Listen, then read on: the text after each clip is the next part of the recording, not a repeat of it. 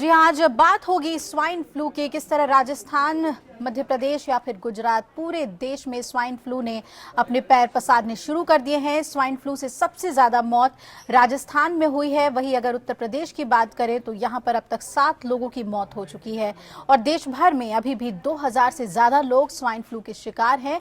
अब इसे लेकर राजनीति भी शुरू हो गई है।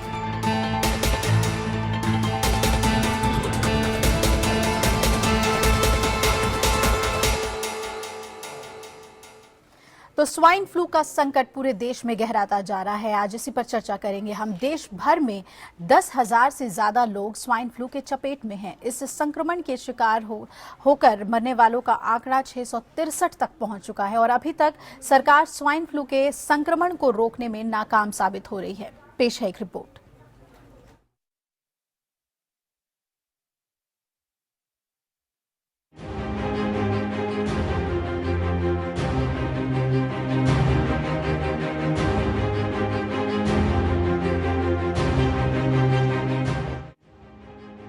स्वाइन फ्लू की चपेट में आधा भारत, 12 से अधिक राज्यों में स्वाइन फ्लू से हड़कंप।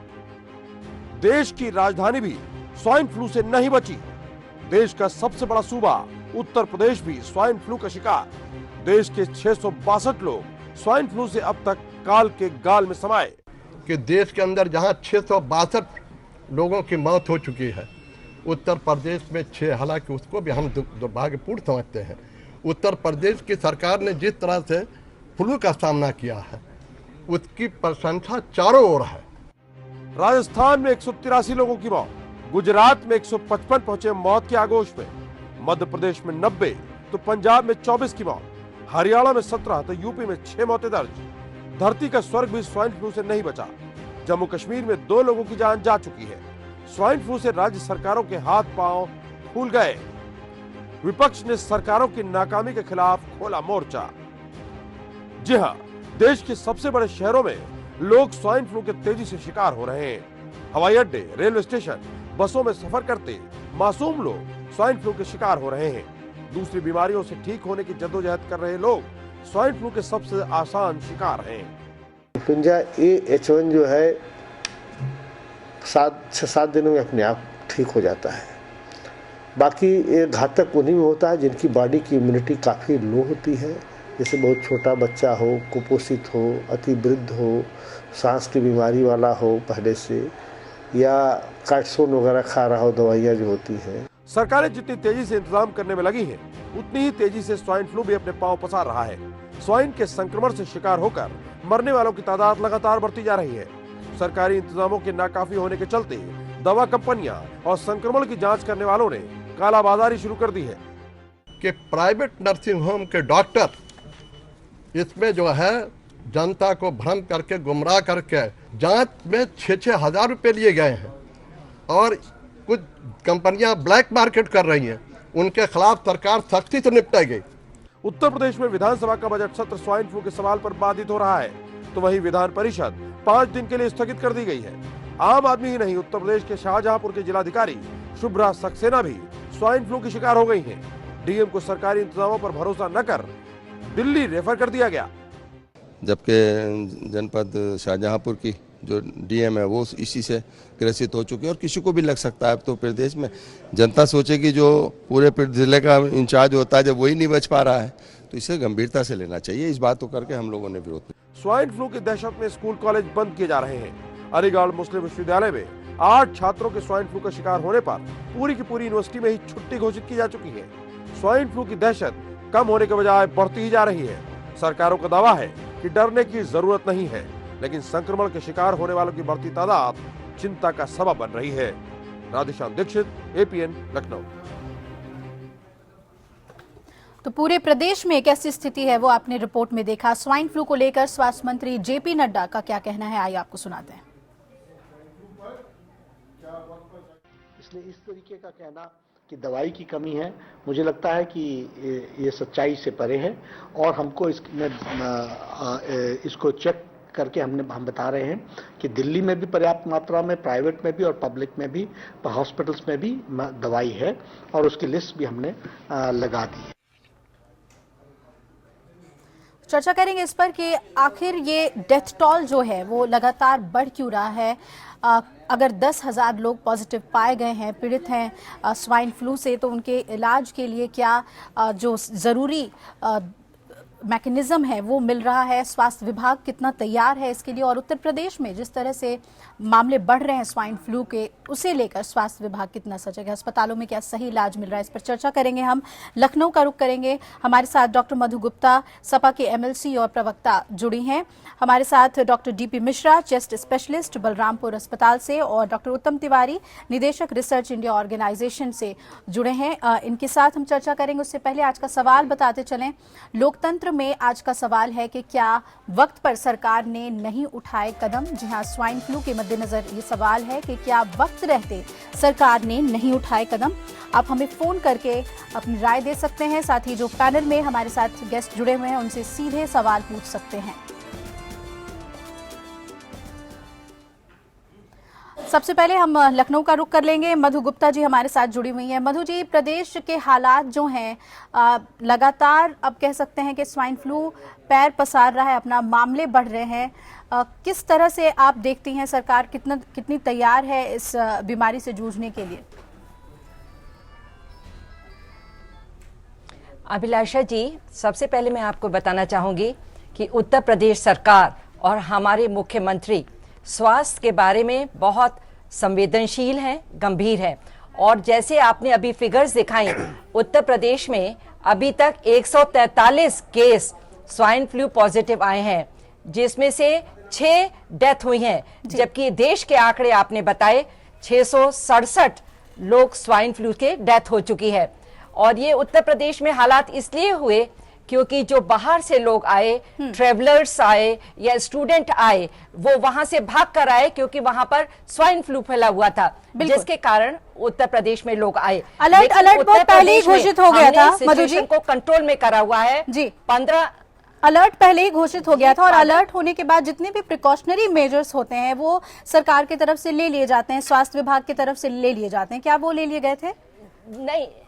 नहीं अभिलाषा जी, नहीं। स्वास्थ्य विभाग ने, हमारे मुख्यमंत्री जी ने 15 फरवरी को एक मीटिंग की थी, रिव्यू मीटिंग, जो स्वाइन फ्लू को लेकर थी। और उसके बाद यहाँ पर उत्तर प्रदेश में एक भी डेथ नहीं हुई। जो 6 डेथ हुई हैं वो उसके पहले हैं।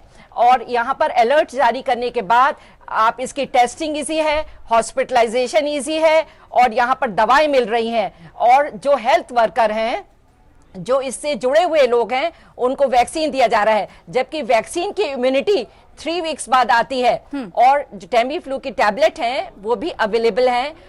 90,000 ऑर्डर की गई, जिसमें से 25,000 अभी भी हैं, और ये बराबर आ रही हैं। तो ना हमें दवाओं की कमी है, ना हमारे को वैक्सीन की कमी है। जो गलती है वो ये है कि इसका भ्रम फैलाया जा रहा है, पैनिक सिचुएशन लाई जा रही है। हम सबसे निवेदन करेंगे, खास तौर पर इंडियन मेडिकल एसोसिएशन से, और हम बाकी डॉक्टरों से जो नर्सिंग होम चलाते हैं, प्राइवेट डॉक्टर्स हैं, कि इसकी भ्रांति ना फैलाएं, पैनिक सिचुएशन क्रिएट ना करें। उत्तर प्रदेश में इसके हालात काफी संभले हुए हैं, और जैसे ही अगर हमें पता चलता है कि ये कैटेगरी सी में है या 2B में है, उनका तुरंत हॉस्पिटलाइजेशन होता है और पूरी केयर की जा रही है। और चलिए, पैनिक सिचुएशन नहीं है SGPGI में। मधु जी, आपने सही कहा कि और राज्यों के मुकाबले मामले नहीं है, राजस्थान गुजरात जैसी स्थिति नहीं है। मध्य प्रदेश में भी मामले लगातार बढ़ गए, 81 लोगों की जान चली गई। वैसी स्थिति नहीं है, लेकिन कितने संभले हुए हैं हम और कितने वक्त पर सजग हैं हम, ये अहम सवाल है। आपने जो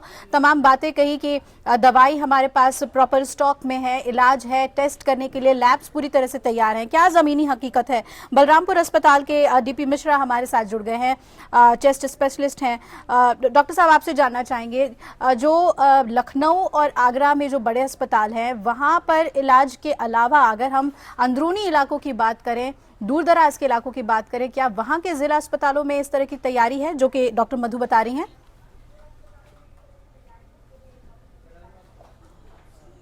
देखिए, इसमें जैसा मधु जी ने कहा कि इससे पैनिकी होने की आवश्यकता नहीं है।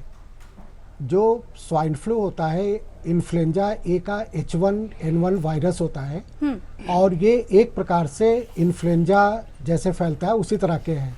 कॉमन इन्फ्लुएंजा में इसमें ज़्यादातर केसेस जो होते हैं वो अपने आप ठीक हो जाते हैं। इसको 3 कैटेगरी में बांटा गया है। तो कैटेगरी ए, कैटेगरी बी और कैटेगरी सी। कैटेगरी ए में वो केसेस आते हैं कि जिसके इसके लक्षण, साधारण लक्षण जो होते हैं, जी सर्दी जुकाम होना, गले में खराश होना, साधारण बुखार आना, इसमें किसी भी प्रकार के ना तो टेस्ट की आवश्यकता पड़ती है, ना तो दवा की आवश्यकता पड़ती है। उनको केवल हिदायत दी जाती है कि आप जो है घर पे आराम करें, दूसरे के संपर्क में, और जो इसके प्रिवेंटिव मेजर्स हैं उनको लिया जाए। कैटेगरी बी में वो केसेस आते हैं कि जिनमें कि बुखार, तेज बुखार होता है, जो कि 100 डिग्री से ऊपर अगर बुखार है, सर में बहुत ज़्यादा दर्द है, और या उनको किसी भी प्रकार की डायरिया हो रही है या वॉमिटिंग हो रही है, तो ऐसे केसेस में भी हम टैमीफ्लू, इसकी जो दवा आती है उस टैमीफ्लू को दिया जाता है। इसमें भी टेस्ट की आवश्यकता नहीं पड़ती। कैटेगरी सी के केसेस आते हैं जो कि सीवियर केसेस होते हैं, जिनमें कि इन्फ्लुएंजा के जो सिम्टम्स होते हैं, सिम्टम्स के अलावा अगर उनको लगातार वॉमिटिंग हो रही है, पेट में उनके दर्द हो रहा है, या वो अर्ध विक्षिप्तता की हालत में पहुंच गए हैं, या उनको तेज चक्कर आ रहा है, ऐसे केसेस को तुरंत हॉस्पिटलाइज करना चाहिए। इसमें H1N1 जो स्वाइन फ्लू का टेस्ट होता है उस टेस्ट को करना चाहिए जी। यानी कैटेगरी 3 में ही टेस्ट होता है। H1N1 तो का टेस्ट जो है वो कैटेगरी 3 में ही करते हैं डॉक्टर्स। हाँ, कैटेगरी सी में ही H1N1 का टेस्ट होता है। बाकी कैटेगरी ए और बी में, कैटेगरी ए में तो ना तो टेस्ट करते हैं और ना दवा देते हैं, उसमें उनको केवल हिदायत करने के मेजर्स होते हैं। कुछ इसके प्रिवेंटिव मेजर्स होते हैं जो कि आप अगर चाहेंगे तो उसको बताया जाएगा। और कैटेगरी बी में, जो कैटेगरी बी में होता है, एक तो इन्फ्लुएंजा लाइक उनके सिम्टम्स होते हैं, प्लस जो higher risk group of patient है, अगर कोई डायबिटीज पेशेंट है, अगर किसी को हाइपरटेंशन है, अगर किसी को लंग डिजीज है जैसे COPD या ब्रोंकियल अस्थमा है, अगर किसी को कोई न्यूरोलॉजिकल डिसऑर्डर्स है, अगर कोई मरीज बहुत दिनों तक स्टेरॉइड की दवा ले रहा है, अगर किसी मरीज को केमोथेरेपी चल रही है, अगर किसी मरीज को HIV है या कैंसर है, तो ऐसे मरीजों को अगर ये सिम्टम्स डेवलप होते हैं, सर्दी, जुकाम, बुखार, गले में खराश, और तो वो ज्यादा प्रोन होते हैं, क्योंकि वो ज्यादा प्रोन हो सकते हैं स्वाइन फ्लू के लिए, क्योंकि इम्यून सिस्टम जो है वो बॉडी का कमजोर हो जाता है काफी। मैं चाहूंगी कि उत्तम जी आपसे कुछ वैक्सीन के बारे में जानकारी लें, क्योंकि वैक्सीनेशन में काफी अच्छा अनुभव है आपका, 13 साल से ज्यादा का अनुभव है। वैक्सीनेशन के क्या इसमें ऑप्शंस हैं? जैसे इन्होंने कहा कि बचने के कुछ उपाय, और साथ ही साथ जब आप डिटेक्ट हो जाते हैं, पॉजिटिव डिटेक्ट हो जाते हैं, क्या वैक्सीनेशन अवेलेबल है इस बीमारी में?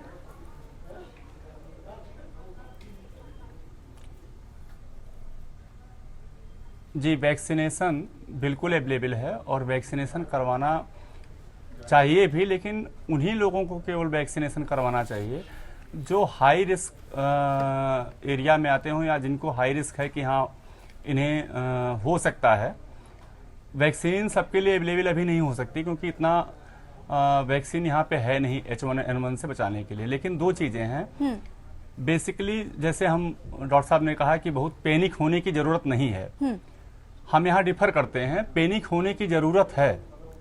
2009 में ऐसे ही जब हम पैनिक नहीं हुए थे, हमें कोई कष्ट नहीं था जी। तो 2009 में लगभग 1833 डेथ हुई थी, बिल्कुल 1833। अकेले 2010 में जून तक के आंकड़े बताते हैं कि 60 लोग लखनऊ में मरे थे। अगर उस समय हम पैनिक हुए होते तो शायद हाई रिस्क कैटेगरीज को हमने आइडेंटिफाई किया होता और हमने उस समय उनको इम्यूनाइज किया होता जी। शायद इम्यूनाइजेशन से कुछ लोगों को हम बचा सकते थे। अदर प्रिवेंटिव मेजर्स का हम उपयोग कर सकते थे। इस बार ठीक है कि यूपी अभी बचा हुआ है, लेकिन ऐसा नहीं कि यूपी इसलिए बचा है कि सरकार ने बहुत अच्छा प्रयास कर लिया है। जी जी, ठीक है, सरकार का प्रयास सराहनीय है, लेकिन जहां शुरुआत पहले हुई है वहां पर ज्यादा डेथ्स हुई है, वहां ज्यादा फैला हुआ है। और यूपी में देर में शुरुआत हुई है, जैसा कि डॉक्टर मधु ने अभी बताया कि यूपी में देर में शुरुआत हुई, ट्रेवलर्स आए और ट्रेवलर्स के आने के साथ साथ स्वाइन फ्लू H1N1 यहाँ पर आया, तो ट्रेवलर्स तो आएंगे ही आएंगे और H1N1 आता ही रहेगा। उनके साथ आया है तो फैलेगा, क्योंकि बड़ी इजीली फैल सकता है ये, बिल्कुल खांसने से, छींकने से, ड्रॉपलेट से ऐसे फैलने वाला रोग है जो हवा के माध्यम से सीधे फैल जाता है। बिल्कुल। और अभी मुझे यहाँ आने के बाद जानकारी मिली कि जो स्वाइन फ्लू के वार्ड्स हैं, कुछ जानकारियां मुझे मिली, स्वाइन फ्लू के स्पेशल वार्ड्स हैं जो बनाए जा रहे हैं। वार्ड्स बनाए जा रहे हैं, अच्छी बात है, पर वहां जब सी कैटेगरी के लोगों को हम एडमिट करते हैं तो ऐसी कभी कभी सिचुएशन क्रिएट होती है कि हमें कुछ स्पेशल स्क्रीनिंग और टेस्ट की जरूरत होती है जी। उन्हें कभी हो सकता है हमें वेंटिलेटर पर भी लेकर के जाना हो, तो उस वार्ड में कहीं से ना तो आइसोलेशन है, ना ही कहीं वेंटिलेटर है, ना कोई अदर इक्विपमेंट है। अगर हमें किसी को इमरजेंसी में इको ही करना हुआ, आपके कहने का मतलब है कि आईसीयू सिस्टम इफेक्टेड हो गया जी है। जी, आपके कहने का मतलब है कि आईसीयू में जितनी भी इक्विपमेंट्स या कहें लाइफ सेविंग इक्विपमेंट्स वहां इंस्टॉल्ड होते हैं वो जरूरी है कि स्पेशल वार्ड्स में भी हो। निश्चित तौर पर उनकी सुविधा होनी ही चाहिए जी, और वो चीजें देखने को नहीं मिल रही हैं। आइसोलेशन वार्ड के बारे में मधु जी, ये लगातार बात सामने आ रही है कि अगर आप लखनऊ को छोड़ दें, सरकारी पीजीआई वहां अस्पतालों को छोड़ दें, तो इसके अलावा बाकी जगह पर कोई तैयारी नहीं है। अगर आप कह रहे हैं कि अभी पैनिक होने की सिचुएशन नहीं है, तो यही वक्त है कि संभलने की भी जरूरत है और तैयारी अपनी पहले से करके रखने की जरूरत है। वक्त रहते कदम उठाना जिसे हम बोलते हैं कि prevention is better than cure. जी, prevention is better than cure. क्या उस ट्रैक पर हम हैं? आइसोलेशन वार्ड्स को लेकर खास तैयारी है सरकारी महकमे की तरफ से? जी, आप ठीक कह रही हैं, prevention protection is better then the treatment. और उसी के ध्यान में रखते हुए ये जो अभी डॉक्टर उत्तम कह रहे थे, वार्ड, आइसोलेशन वार्ड बनाए हैं, ये उन पेशेंट्स के लिए नहीं है जो सीरियस हैं या जिनको आईसीयू की जरूरत है जी। अगर किसी को आईसीयू की जरूरत है तो वेंटिलेटर की जरूरत है तो वहां रखा जाएगा। These are initial treatment wards which are isolation wards, but severity of the problem के साथ आईसीयू की जरूरत पड़ती है। वेंटिलेटर हर एक के लिए नहीं होता है, ना रिकमेंडेड होता है। नहीं, यहाँ पर उत्तम जी ये कह रहे हैं कि ऐसी सिचुएशन में जहाँ केस सीरियस हो या तुरंत शिफ्ट करने की जरूरत हो, तो वो तैयारी नहीं है आइसोलेशन वार्ड्स में। हमारे सभी बड़े अस्पतालों में, चाहे वो डॉक्टर राम मनोहर लोहिया हो, एसजीपीजीआई हो, केजीएमयू हो, बलरामपुर हो, हमारे आईसीयू वार्ड हैं, वेंटिलेटर हैं, जहां पर जरूरत पड़ती है देन एंड देयर पेशेंट को शिफ्ट कर दिया जाता है। अच्छा, ये भी खबरें आ रही हैं कि जो टेस्ट होते हैं या जो दवाइयां मिल रही हैं उसका एक शॉर्टेज भी क्रिएट हुआ है। आप लोगों ने सुना होगा, स्वास्थ्य मंत्री जी का बयान हमने आपको सुनाया था कि उन्होंने कहा कि ऐसे भी मामले सामने आ रहे हैं जिसमें ब्लैक मार्केटिंग की बात सामने आ रही है। जो वैक्सीन हैं या जो टेमीफ्लू दवाएं हैं वो महंगी बेची जा रही हैं, टेस्ट महंगे हो रहे हैं। क्या ये भी काफी ज्यादा फैलता हुआ दिख रहा है ऐसी स्थिति में जहां लोग डरे हुए हैं, वहां पर इन चीजों से दो चार होना पड़ रहा है मरीजों को? डीपी मिश्रा जी, क्या ऐसी सिचुएशन भी है? नहीं, जहाँ तक सरकारी अस्पतालों का सवाल है, सभी सरकारी अस्पतालों में टेमीफ्लू जो इसकी दवा होती है वो प्रचुर मात्रा में उपलब्ध है और अगर आवश्यकता पड़ती है तो उनको दिया जाता है। और इसमें अभिलाषा जी मैं बताना चाहूँगा कि जैसे ये एक तरह के पैंडेमिक फेज में है हमारा H1N1 स्वाइन फ्लू, तो ऐसे पैंडेमिक फेज में स्क्रीनिंग बहुत जरूरी है। स्क्रीनिंग की आवश्यकता बहुत जरूरी है, इसलिए गवर्नमेंट सेटअप में स्क्रीनिंग जो है, स्क्रीनिंग सेंटर्स खुले हुए हैं जहां पे स्क्रीन किया जाता है कि किस कैटेगरी में पेशेंट बिलोंग करता है। कितने स्क्रीनिंग सेंटर्स हैं सर? की बात जहां तक अभी अनुपम जी ने उठाई, यूपी की बात कर लें, कितने स्क्रीनिंग सेंटर्स हैं और कितने अभी खोले गए हैं? नहीं, हर अस्पतालों में जो है स्क्रीनिंग सेंटर, जैसे बलरामपुर में हुआ, सिविल में हुआ, डॉक्टर राम मनोहर लोहिया अस्पताल में है, सब जगह केजीएमयू में है, स्क्रीनिंग सेंटर्स इसके खोले गए हैं।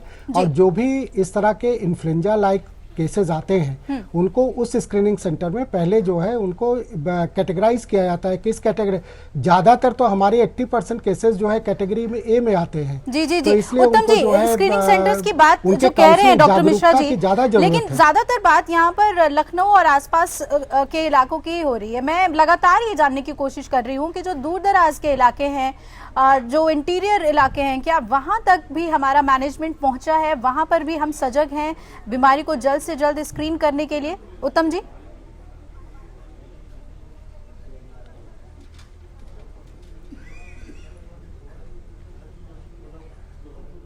दूर दराज के इलाकों के बारे में बेहतर बता पाएंगे आप लोग, चूंकि गवर्नमेंट सेक्टर की क्या तैयारियां हैं वो नहीं है, मेरे हिसाब से यूपी में रूरल रिसर्च सेंटर अभी तक नहीं बना है। इस पर हम चर्चा करेंगे।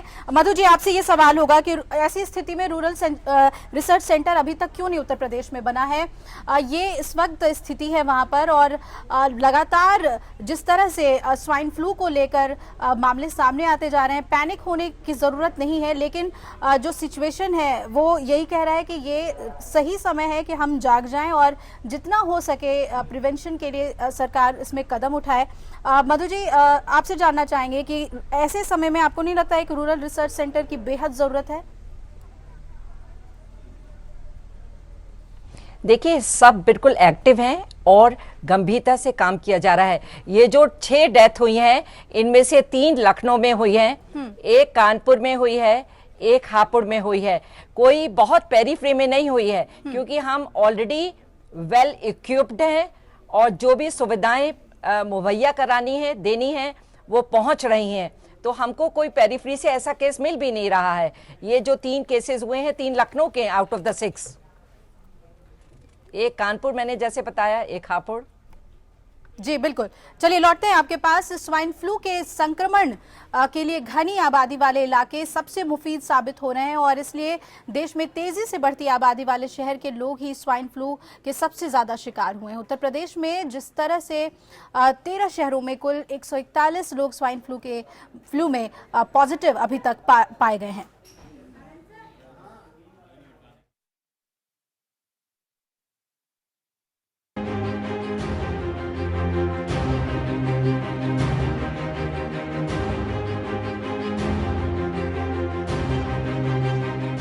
नवाबों के शहर लखनऊ में रहने के सपने को साकार करने और रोजगार के लिए छोटे शहरों और गांवों से आए लोगों ने राजधानी को अपना ठिकाना तो बना लिया, लेकिन यही सिलसिला अब सांसद बन गया है, क्योंकि घनी आबादी में स्वाइन फ्लू को रोकना आसान काम नहीं है।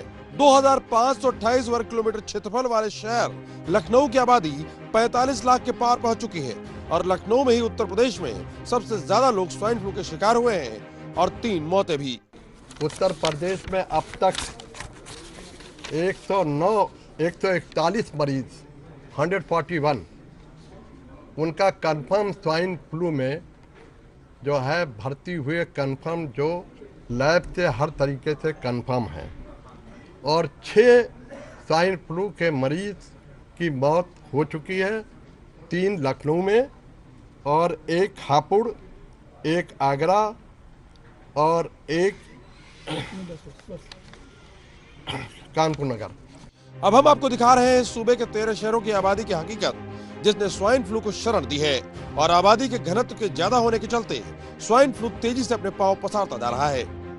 गाजियाबाद में प्रति वर्ग किलोमीटर 3,88,000 की आबादी, तो वहीं वाराणसी में प्रति वर्ग किलोमीटर 2,39,000 लोग रहते हैं। लखनऊ में प्रति वर्ग किलोमीटर 1,78,000 लोग रहते हैं, जबकि कानपुर में प्रति वर्ग किलोमीटर 1,44,000 लोगों ने अपना आशियाना बनाया है। देश की राजधानी दिल्ली से सटे गौतम बुद्ध नगर में प्रति वर्ग किलोमीटर 1,30,000 लोग रहते हैं, जबकि हापुड़ में प्रति वर्ग किलोमीटर 1,25,000 लोग, इलाहाबाद में प्रति वर्ग किलोमीटर 1,09,000 लोग रहते हैं। वहीं आगरा में प्रति वर्ग किलोमीटर 1,08,000 लोग आशियाने में हैं। बरेली में प्रति वर्ग किलोमीटर 1,08,000 लोग, तो हरदोई में प्रति वर्ग किलोमीटर 68,000 लोग रहते हैं, जबकि बहराइच में प्रति वर्ग किलोमीटर 66,000 लोग निवास करते हैं। उत्तर प्रदेश के शहरों की तेजी से बढ़ती आबादी से वाकिफ सरकार के स्वाइन फ्लू को रोकने के इंतजाम फ्लू के तेजी से बढ़ते संक्रमण के आगे बौने साबित हुए, जिसका नतीजा विधानसभा के बजट सत्र में विपक्षी दलों के तल्ख तेवरों ने सरकारी अमले को हरकत में लाया, और आनंद फानन में मुख्य सचिव आलोक रंजन ने रात में समीक्षा बैठक बुलाई और 90,000 टैमी फ्लू दवा की खरीद से लेकर सरकारी अस्पतालों को पूरी तरह मुस्तैद होने की ताकीद की। हेल्पलाइन को 24 घंटे 7 दिन के लिए खोल दिया गया, और सभी जिलों के जिलाधिकारियों और सीएमओ अस्पतालों की जांच के साथ जनता को जागरूक करने का जिम्मा दे दिया गया। अच्छा, इन्होंने ऑर्डर कर ली है, 25,000 आ गई है, 90,000 का ऑर्डर कर दिया है, बाकी वैक्सीन भी अवेलेबल करा दी गई। और दूसरा कि दिक्कत ना हो तो हमने वही चेकिंग ऑर्डर कर दिया है पूरा ड्रग इंस्पेक्टर्स के माध्यम से। सभी केमिस्ट जो हैं जो इसके लिए ऑथराइज्ड हैं, ये एक ऐसी ड्रग है शेड्यूल एक्स की कि कुछ ही केमिस्ट इसके लिए ऑथराइज्ड हैं, तो जो ऑथराइज्ड है वो होर्डिंग ना करें या उसको वो ना करें, मार्केट से गायब ना हो दवा, उसके लिए उनकी विस्तृत चेकिंग भी की जाएगी अभियान चला के, ये सुनिश्चित की जाए कि दवा उपलब्ध हो जाए पब्लिक के लिए। सरकार हरकत में आई और तेजी से स्वाइन फ्लू से निपटने की जद्दोजहद शुरू हो गई, लेकिन सरकारी सुस्ती का फायदा प्राइवेट अस्पतालों और लेबोरेटरीज ने उठाना शुरू कर दिया, जिसको रोकने के लिए भारी हंगामे के बाद सरकार सक्रिय हुई है और अब सभी जगह ऐसे लोगों पर नकेल कसी जा रही है। सरकार की दलील है कि स्वाइन फ्लू अब अंडर कंट्रोल है, क्योंकि पिछले 4 दिनों में भले ही मरीजों की तादाद बढ़ी हो, लेकिन कोई मौत नहीं हुई। अंडर कंट्रोल है मान क्या रही है, इसके बारे में भ्रम फैला जा रहा। अंडर कंट्रोल नहीं है तो 4 दिन से कैसे कोई मौत नहीं हो रही है। तमाम अस्पतालों में दाखिले हो रहे हैं, दवाएं हैं उपलब्ध, सारी चीजें की जा रही हैं, अंडर कंट्रोल है। सरकारी दावों के बावजूद स्वाइन फ्लू से आपको पूरी तरह सतर्क रहना है। इसके लक्षणों के दिखते ही अस्पताल में जांच करवाएं और किसी भी तरह की लापरवाही कतई न करें। अभिषेक पांडे के साथ राधेश्याम दीक्षित, APN लखनऊ। और यूपी में स्वाइन फ्लू के दस्तक के बाद स्वास्थ्य विभाग चौकन्ना हो गया है। यूपी में स्वाइन फ्लू से अब तक 6 मरीजों की मौत हो चुकी है। 141 मरीज इसकी चपेट में हैं, पॉजिटिव पाए गए हैं। स्वाइन फ्लू को लेकर सरकार की क्या तैयारियां हैं, इसे लेकर APN संवाददाता अभिषेक पांडे ने खास बातचीत की यूपी के स्वास्थ्य राज्य मंत्री नितिन अग्रवाल से। उत्तर प्रदेश के स्वास्थ्य राज्य मंत्री नितिन अग्रवाल हमारे साथ हैं और जानते हैं हम इनसे कि स्वाइन फ्लू को लेकर जो एक टेरर बना हुआ उसको लेकर के कैसे मॉनिटरिंग कर रही है उत्तर प्रदेश सरकार, क्या काम कर रही है इस पर। देखिए, हम तो आपके माध्यम से कहना चाहते हैं, उत्तर प्रदेश के आम जन से अपील करना चाहते हैं कि पैनिक करने की कोई आवश्यकता नहीं है। सरकार ने अपनी तरफ से पूरे इंतजाम किए हैं। अस्पतालों में जांचें, माननीय मुख्यमंत्री जी ने अभी सब घोषणा करी कि जो भी स्वाइन फ्लू की जांचें हैं, इसका इलाज है पूरी तरीके से मुफ्त कर दिया गया है। टेस्टिंग लैब्स की घोषणा हो गई कि swine flu testing labs medical colleges में खोलने की घोषणा हुई है।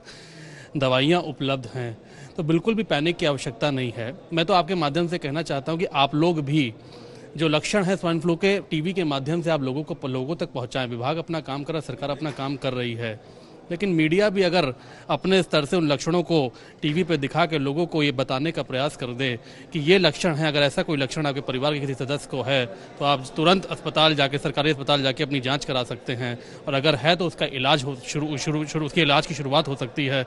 हम तो ये अपील करेंगे कि बिल्कुल भी पैनिक होने की आवश्यकता नहीं है। हम लोग पूरी तरीके से मुस्तैद हैं, प्रयास चल रहे हैं और कोशिश यही है कि उत्तर प्रदेश में कैसे इस बीमारी को, महामारी को खत्म किया जा सके। इस महामारी को लेकर के निजी नर्सिंग होम, प्राइवेट हॉस्पिटल्स हैं या फिर दवाइयों की शॉर्टेज हो रही है, ब्लैक मार्केटिंग हो रही है, इसको लेकर के भी कुछ करने की ज़रूरत है। हम तो कोई ऐसी कोई घटना है तो हम लोग को दीजिए, हम लोग कार्रवाई करेंगे, लेकिन सरकारी, हम तो ये कहते हैं कि आप सरकारी अस्पताल आइए। तब सरकार ने सब कुछ मुफ्त किया हुआ है तो आपको निजी अस्पताल जाने की आवश्यकता ही नहीं है। अगर कोई ऐसा निजी सेंटर या निजी अस्पताल किसी मरीज का भी शोषण कर रहा है तो उसकी लिखित शिकायत दीजिए। हम लोग आपको आश्वासन देते हैं कि उस निजी ऑपरेटर पर कड़ी से कड़ी कार्रवाई की जाएगी।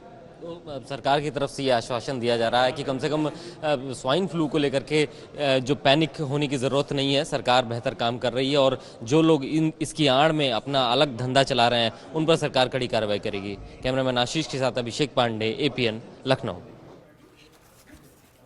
लखनऊ का रुख कर लेते हैं, हमारे साथ गेस्ट पैनल लगातार जुड़ा हुआ है। सवाल यही कि क्या जो स्थिति है वो नियंत्रण में है। मधु जी, आप लगातार कह रही थी कि इसमें पैनिक होने की जरूरत नहीं है, स्वास्थ्य राज्य मंत्री ने भी यही कहा, लेकिन क्या वाकई में स्थिति कंट्रोल में है? क्योंकि लोगों को रुख करना पड़ रहा है प्राइवेट हॉस्पिटल्स का और वहां पर गाढ़ी कमाई हो रही है, और ये बात आप लोग कह रहे हैं कि मुफ्त में इलाज मिल रहा है, लेकिन आखिर क्यों मरीजों को प्राइवेट हॉस्पिटल्स का रुख करना पड़ रहा है?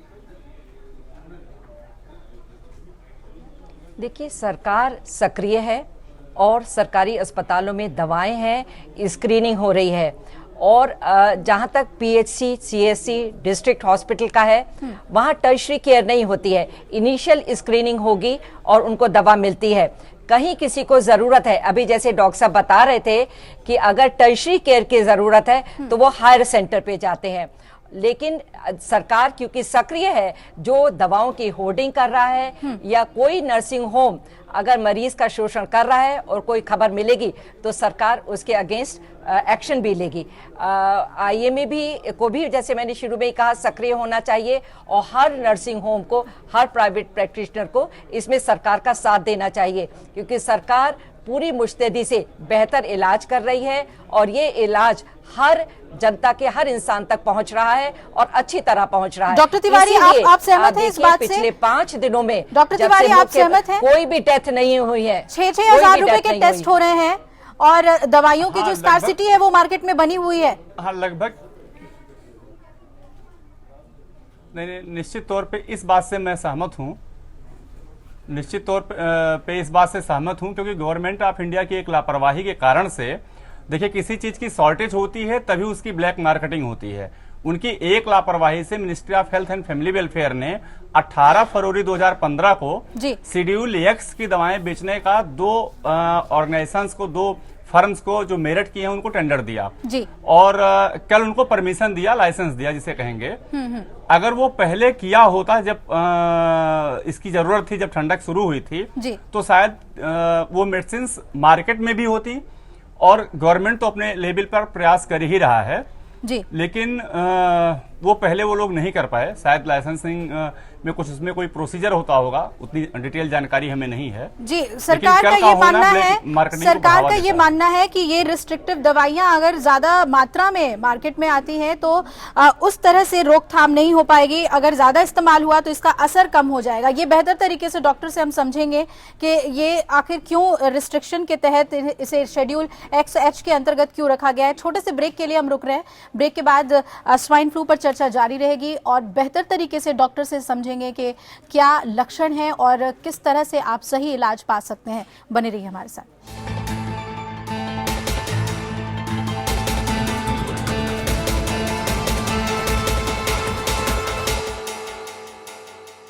स्वागत है आपका ब्रेक के बाद। लोकतंत्र में हम लगातार स्वाइन फ्लू पर चर्चा कर रहे हैं और उत्तर प्रदेश विधानसभा और विधान परिषद दोनों ही सदनों में स्वाइन फ्लू पर आज जोरदार हंगामा हुआ है और स्वाइन फ्लू के मुद्दे पर विपक्षी पार्टियों ने सरकार को घेर लिया, जिसकी वजह से विधान परिषद की कार्यवाही 24 फरवरी तक के लिए स्थगित भी कर दी गई। इस दौरान विधान परिषद में कांग्रेस और राष्ट्रीय लोकदल के विधायक मास्क पहनकर सदन में पहुंचे। उत्तर प्रदेश विधानसभा के बजट सत्र का दूसरा दिन स्वाइन फ्लू की भेंट चढ़ गया। दोनों सदनों में विपक्षी पार्टियों ने जमकर हंगामा किया। विधान परिषद में कांग्रेस और राष्ट्रीय लोकदल के सदस्यों ने मुंह पर मास्क लगाकर विरोध किया। इस तरह से सरकार को गंभीरता से लेना चाहिए, उस तरह से ले नहीं रहे, बल्कि ये बता रहे हैं कि यहाँ पर कोई नहीं है और जो भी आ रहा है वो ठीक होके जा रहा है। जबकि जनपद शाहजहांपुर की जो डीएम है वो इसी से ग्रसित हो चुके हैं और किसी को भी लग सकता है। यूपी विधान परिषद में कांग्रेस और आरएलडी के सदस्यों ने जोरदार हंगामा किया। विपक्ष का आरोप है कि सरकार ने स्वाइन फ्लू से बचने के लिए कोई भी पुख्ता इंतजाम नहीं किया है, जिसके कारण स्वाइन फ्लू लगातार अपने पांव फैला रहा है। जिस तरीके से स्वाइन फ्लू बीमारी पूरे प्रदेश में पांव पसार रही है, महामारी होने का खतरा आसन्न है। इसलिए मैं चाहूंगा कि सरकार युद्ध स्तर पर इसकी रोकथाम के लिए, समुचित इलाज के लिए बड़े पैमाने पर चाक चौबंद व्यवस्था करे और जो भी आवश्यक इसके लिए दवाइयां हैं हर अस्पतालों में उसको सुलभ कराने का काम करें। हंगामा बढ़ता देख यूपी विधान परिषद की कार्रवाई 24 फरवरी को 11 बजे तक के लिए स्थगित कर दी गई, जिसके बाद अखिलेश सरकार में स्वास्थ्य मंत्री अहमद हसन मीडिया से मिले और उन्होंने स्वाइन फ्लू पर सफाई दी। सरकार अपनी जगह पर सजग है, मुख्यमंत्री ने सारे वो कर दिए हैं और यहाँ तक के लैब टेस्ट 3 जगह होते थे, एक तो संजय गांधी में, एक मेडिकल कॉलेज में और एक दिल्ली में। लेकिन ये पहली मर्तबा माननीय मुख्यमंत्री ने कर दिया 24 घंटे ये लैब खुली रहेगी, उसमें जो है सुविधाएं भी बढ़ाई जा रही हैं। यूपी में स्वाइन फ्लू का खौफ साफ दिखाई दे रहा है। विपक्ष हंगामा कर रहा है तो सरकार अपने दावे, सच क्या है इसके लिए अभी और इंतजार करिए। लेकिन इस इंतजार में अब तक यूपी में 6 जानें जा चुकी हैं। अभिषेक पांडे, APN, लखनऊ। तो जाहिर तौर पर स्थिति गंभीर है, इसी वजह से सियासी दल भी इसे मुद्दा बनाकर विरोध प्रदर्शन कर रहे हैं, मांग कर रहे हैं सरकार से कि जल्द से जल्द ऐसी स्थिति बनाई जाए, इस तरह का मैकेनिज्म डेवलप किया जाए जिससे इस महामारी से निपटा जा सके। उत्तर प्रदेश में अब तक 434 मरीजों की जांच की जा चुकी है और 125 मरीज H1N1 पॉजिटिव भी पाए गए हैं। आधिकारिक आंकड़ों के अनुसार 6 मरीजों की मौत, 17 फरवरी को लखनऊ में 10 और कानपुर में 1 मरीज की शिनाख्त। सूबे के 13 जिले में स्वाइन फ्लू पाया गया है। स्वाइन फ्लू के चपेट में है 13 जिले और लखनऊ में सबसे ज्यादा 88 मरीजों की शिनाख्त हुई है। स्वाइन फ्लू के साथ कुल 6 में से 3 मौतें लखनऊ में ही हुई हैं। इसके अलावा कानपुर में भी मौत हुई है। 13 जिले हैं उत्तर प्रदेश के जो स्वाइन फ्लू के चपेट में है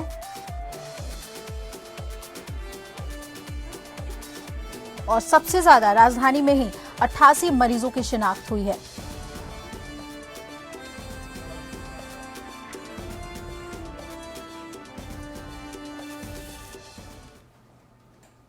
तो जो बात कही जा रही है कि सरकार पूरी तरह से तैयार है, ना दवा की कोई कमी है, यहाँ तक कि स्क्रीनिंग के लिए भी सेंटर्स खोले गए हैं और 24 घंटे वो खुले रहे, ऐसा मुख्यमंत्री ने ताकीद की है।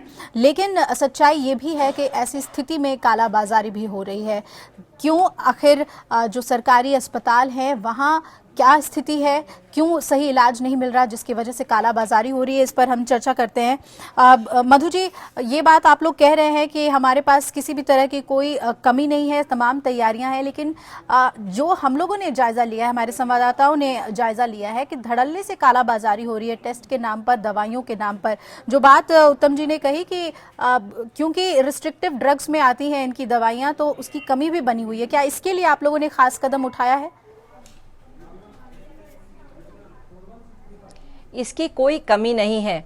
आउट ऑफ पैनिक कुछ लोग प्राइवेट हॉस्पिटल्स जा रहे हैं, जो कि थोड़ा सा अगर मान लीजिए कोल्ड है, कफ है या माइल्ड फीवर है, तो इसका मतलब ये नहीं है कि वो स्वाइन फ्लू है। जैसे अभी डॉक्टर साहब बता रहे थे कि इसकी कैटेगरीज हैं 4, तो माइल्ड, कोल्ड, कफ, फीवर इस कैटेगरी में नहीं आता है। और वो आउट ऑफ पैनिक, जितना हम पैनिक फैलाएंगे, हम आपसे यही गुजारिश करना चाहते हैं कि इस पैनिक को नहीं फैलने दीजिए। ये समझ लेते हैं थोड़ा सा, मैंने पहले भी बोला था कि डॉक्टर साहब से समझेंगे इसे।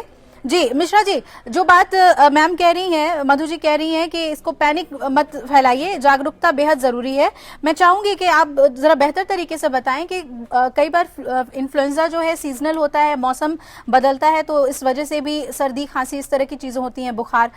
कब हमें अलर्ट होने की जरूरत है? क्या मामूली से भी सिम्टम्स के साथ हमें स्वाइन फ्लू के चेकिंग करानी चाहिए, या कब वो किस तरह से डिटेक्ट करें हम कि we need to go to see the doctor?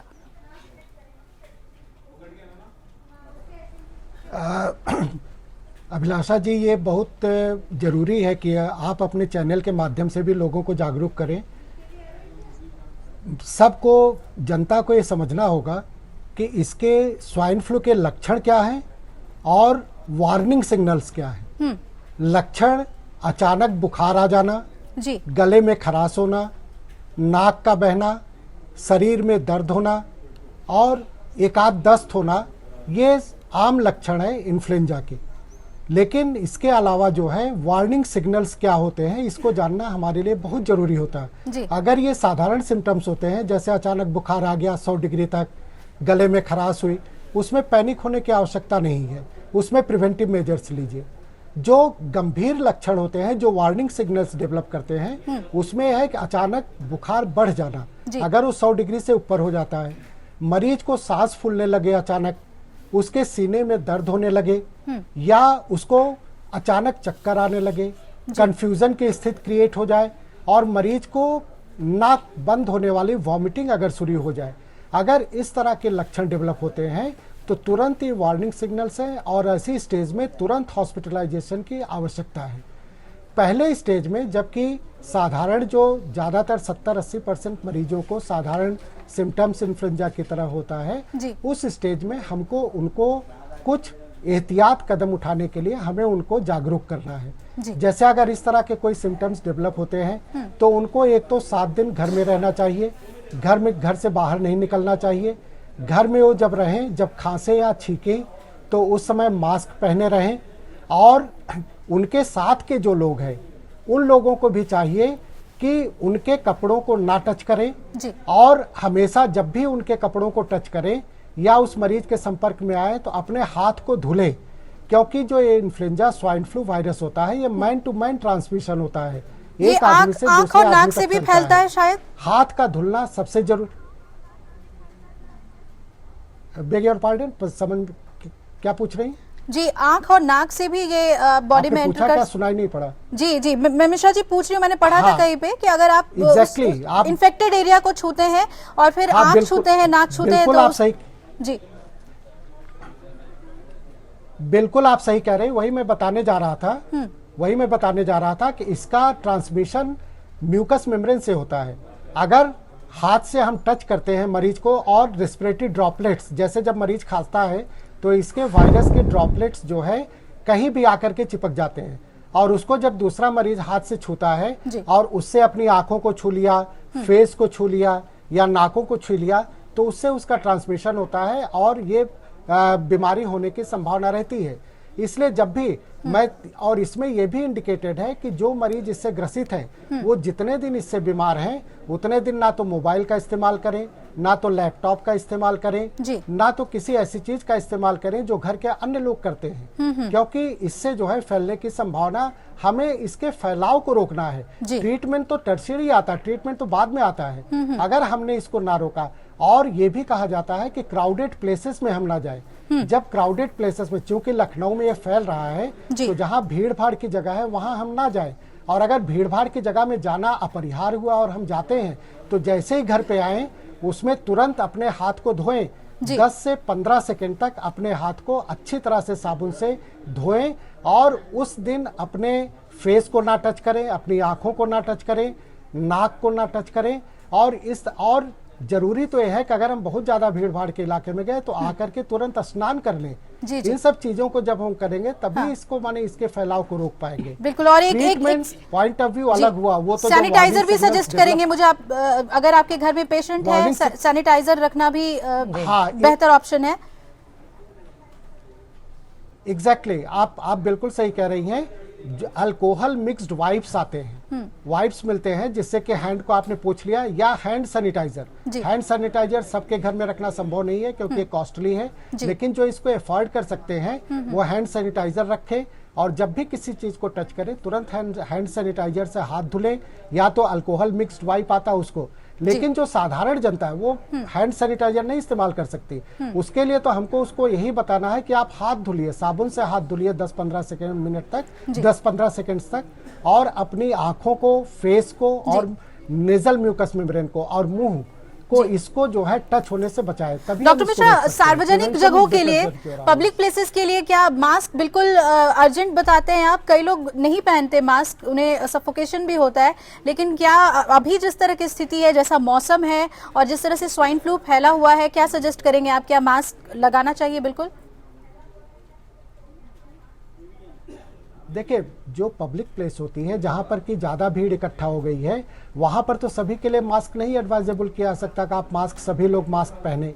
लेकिन हाँ, अगर कोई ये पता है कि ये पॉजिटिव केस है, ये कॉन्टैक्ट है, या ऐसी जगह से आया है जहां पर कि स्वाइन फ्लू फैला हुआ है, तो ऐसे केसेस में अगर आप मास्क का ट्रिपल लेयर मास्क, वो भी सिंपल मास्क से नहीं होता, उसके लिए जो सर्जिकल मास्क के ट्रिपल लेयर, 3 लेयर वाले मास्क होते हैं, वही इसको प्रिवेंट कर सकते हैं। अगर आप इस्तेमाल करते हैं तो अच्छी बात है, वेल एंड गुड, और करना भी चाहिए लोगों को। चलिए, ये तमाम बातें हमारे दर्शकों ने भी अपने जहन में बिठा ली होंगी। छोटी छोटी चीजें हैं, इसका ख्याल हम रख लें मौसम के हिसाब से। हालांकि गर्मियों में मुझे नहीं लगता कि इतना ज्यादा प्रोन होंगे हम इस बीमारी की तरफ, धीरे धीरे ये कम ही होगा।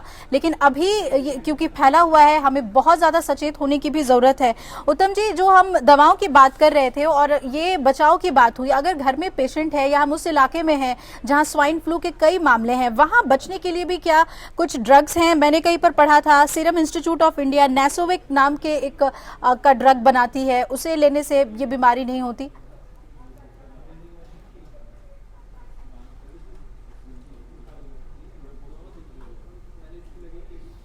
मैं समझ नहीं सका क्वेश्चन आपका। क्या संक्रमण से बचने के लिए भी, या हम अगर ऐसे इलाके में रहते हैं जहां स्वाइन फ्लू फैला हुआ है, वहां बीमारी से बचने के लिए भी, संक्रमण से बचने के लिए क्या कोई दवाई भी ली जा सकती है?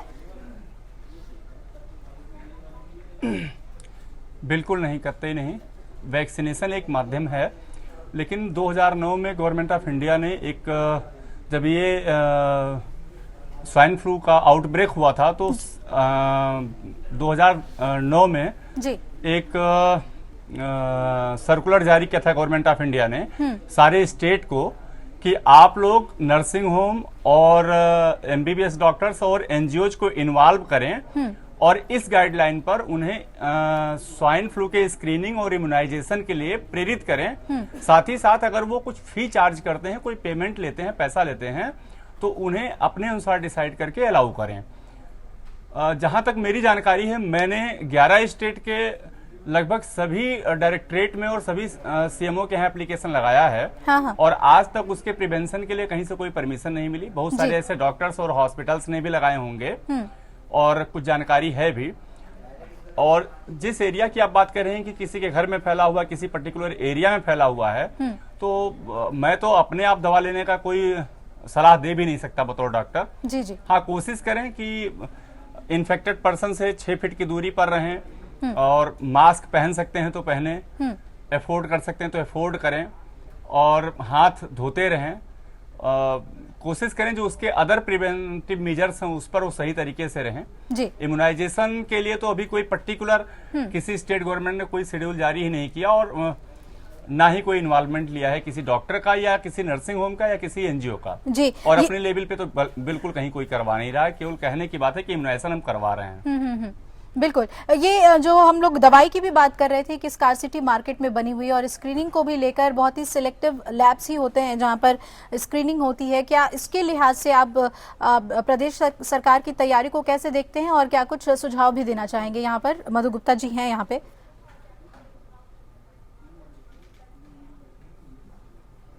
ऐसा है कि जैसे अभी हम लोग बात कर रहे थे कि प्रिवेंशन और प्रोटेक्शन जरूरी है।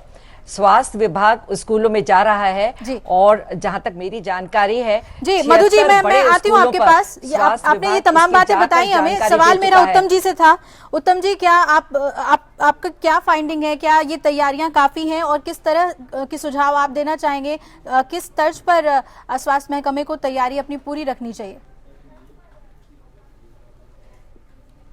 एक सोशल एक्टिविस्ट और चिकित्सक दोनों के हैसियत से अगर मैं बात करूंगा तो हमारे यहाँ कहा जाता है कि मौत से डरना नहीं चाहिए। वो तो कभी भी आ सकती है, लेकिन मौत दरवाजा देख ले उस समय बिल्कुल डरना चाहिए। और यहाँ पर सरकार के हर अधिकारी और जिम्मेदार लोग यही कह रहे हैं, पैनिक नहीं होना चाहिए, डरना नहीं चाहिए जी। मौत ने हमारा दरवाजा देखा हुआ है, हमें डरना चाहिए। और हमारी जितनी भी तैयारियां हैं वो ठीक है, अभी तैयारियां चल रही हैं प्राइमरी फेज में। ऐसा नहीं कि जिस तरह से प्राइमरी, सेकेंडरी और टर्सरी 3 टाइप के H1N1 इन्फेक्शंस हैं, उसके लेवल पर हमने प्राइमरी, सेकेंडरी और टर्सरी वार्ड्स बना लिए हैं। उसके लिए पूरी तैयारी कर ली है और हम ट्रीटमेंट दे सकते हैं। अगर 2009 को फिर से रिपीट करता है, 2010 को फिर से रिपीट करता है। रूरल रिसर्च सेंटर को भी लेकर कुछ कहना चाहेंगे आप? 2009-10 में नहीं, अभी इसलिए नहीं कह सकते क्योंकि इस सरकार के लिए इतना कम समय है जी। रूरल रिसर्च सेंटर के लिए जब से शुरुआत हुई है तब से उतना कम समय है। क्योंकि ये चिकित्सक के हैसियत से मैं समझ सकता हूं कि अभी कम समय इनको मिला है काम करने का उस विषय पर जी। लेकिन ये समय है कि जाग जाएं और इस लिहाज से आगे काम शुरू कर दें ताकि अगली बार अगर इस तरह की दस्तक होती है स्वाइन फ्लू की, तब हम पूरी तरह से तैयार हों। Madhu ji, rural research centre नहीं है यूपी में, आप मानती हैं कि एक बड़ी कमी है और इस दिशा में सोचने की, काम करने की जरूरत है सरकार को तत्काल? रूरल एरिया में काम हो रहा है। इतना बड़ा रूरल इंस्टीट्यूट बना हुआ है सैफई में। It's a highest one of the super speciality type of hospital. हमारे यहाँ उत्तर प्रदेश सरकार ने रूरल एरिया में भी इतने मेडिकल कॉलेजेस खोले हैं और खुल रहे हैं बराबर। पूर्वी यूपी के बारे में क्या कहेंगे आप? शहरों की तरफ नहीं, रूरल एरिया में भी है। क्या आपने क्या पूछा? पूर्वोत्तर की तरफ, पूर्वी यूपी की तरफ। पूर्वी उत्तर वहां भी मेडिकल कॉलेज खोल रहे हैं। अभी ऑलरेडी प्रोसेस में है और प्रस्तावित है। सब तरफ काम हो रहा है। इस सरकार ने सबसे ज्यादा काम किया है स्वास्थ्य को लेकर और शिक्षा को लेकर। जितने नए मेडिकल कॉलेजेस खुले हैं और प्रोसेस में है बनने के, कभी पिछली किसी सरकार ने इतने अस्पताल नहीं बनाए। सुपर स्पेशलिटी हॉस्पिटल नोएडा में बन रहा है, गोरखपुर में बन रहा है, अस्पताल और रिसर्च सेंटर में फर्क है के लिए 500 बेडेड हॉस्पिटल बने हैं। ये यहाँ पे अस्पतालों का जिक्र कर रही हैं मधु जी, लेकिन मैं स्पेसिफिकली रिसर्च सेंटर की बात कर रही हूँ। अनुसंधान भी बेहद जरूरी है और हम कितने तैयार हैं उन बीमारियों को अच्छी तरह से समझने के लिए। अगर हम गोरखपुर के ही जापानी बुखार को ले लें, अभी तक हम उसमें किसी कंक्लूजन पर नहीं पहुंचे हैं, अभी तक वो हमारे लिए मिस्ट्री ही है। और हर साल कितने बच्चे मौत के काल में समाते हैं, ये भी एक अहम मसला है और इसके लिए रिसर्च सेंटर सजेस्ट करेंगे आप?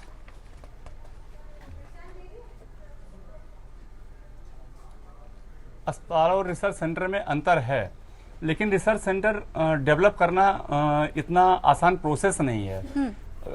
Without the help of government of India research centre develop अभी नहीं किया जा सकता और इस प्रोसेस में सरकार काम कर रही है, जो सबको पता है। इसमें कहीं से कोई दो राय नहीं कि इस दिशा में सरकार ने कदम नहीं उठाया है।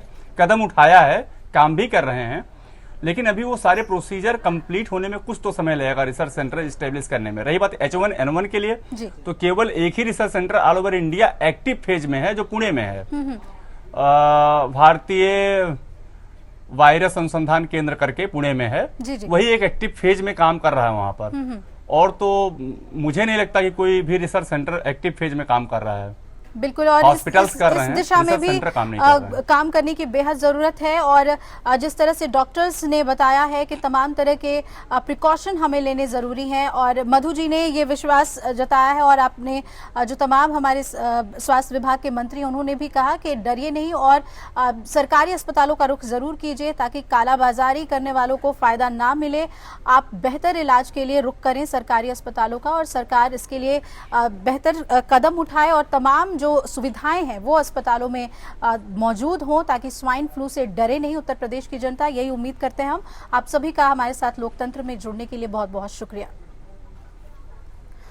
तो आज लोकतंत्र में हमने स्वाइन फ्लू पर ही चर्चा की और जाहिर तौर पर जागरूकता बेहद जरूरी है। आप किस तरह से इससे बचाव कर सकते हैं, पब्लिक प्लेसेस पे जाएं तो कैसे अपने आप को स्वाइन फ्लू के संक्रमण से बचाएं, घर पर भी एहतियात बरतें, और अगर आपको थोड़े से भी लक्षण सिम्टम्स दिखते हैं अपने अंदर तो फौरन डॉक्टर के पास जरूर जाएं। इसी संदेश के साथ फिलहाल लोकतंत्र में फिलहाल इतना ही। छोटे से ब्रेक के बाद हाजिर होंगे लेके देश की बात।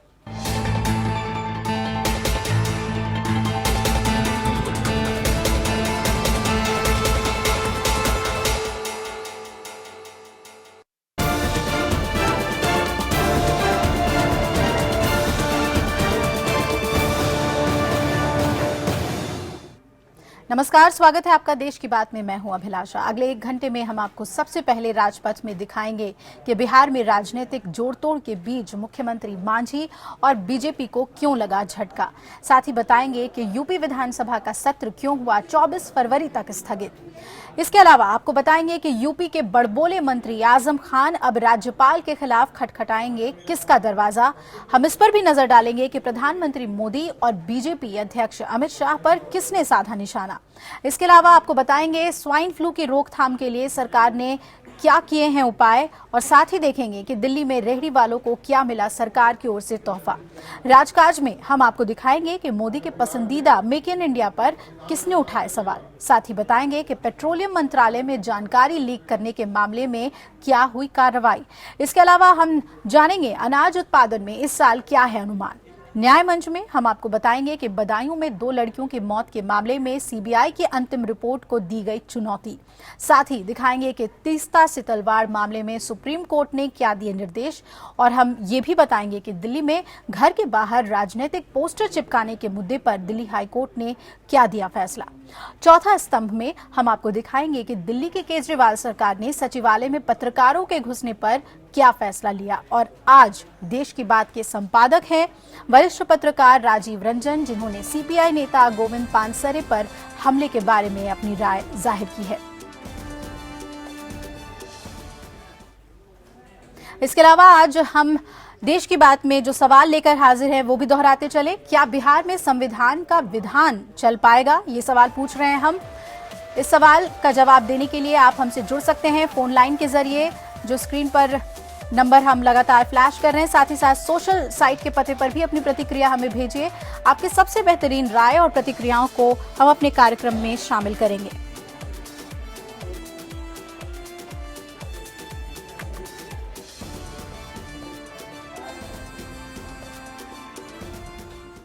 तो आइए शुरुआत करते हैं राजपथ के साथ।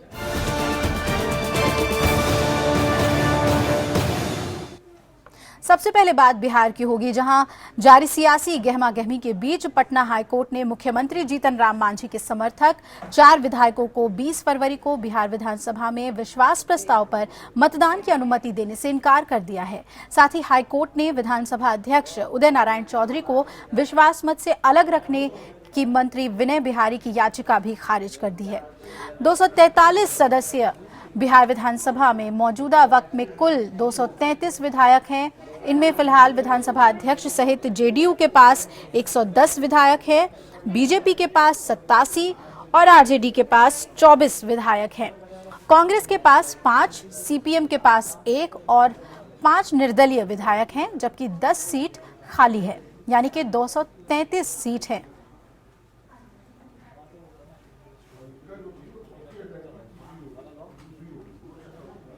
तो भले ही पटना हाईकोर्ट ने मांझी समर्थक 4 विधायकों को विश्वास मत के दौरान वोटिंग से मना कर दिया हो, लेकिन सूत्रों के मुताबिक बीजेपी ने मांझी के विश्वास मत प्रस्ताव का समर्थन करने का फैसला किया है और इसके लिए अपने विधायकों को व्हिप भी जारी कर दिया है। खबरों के मुताबिक बीजेपी की बैठक में मांझी को समर्थन देने का फैसला किया गया है।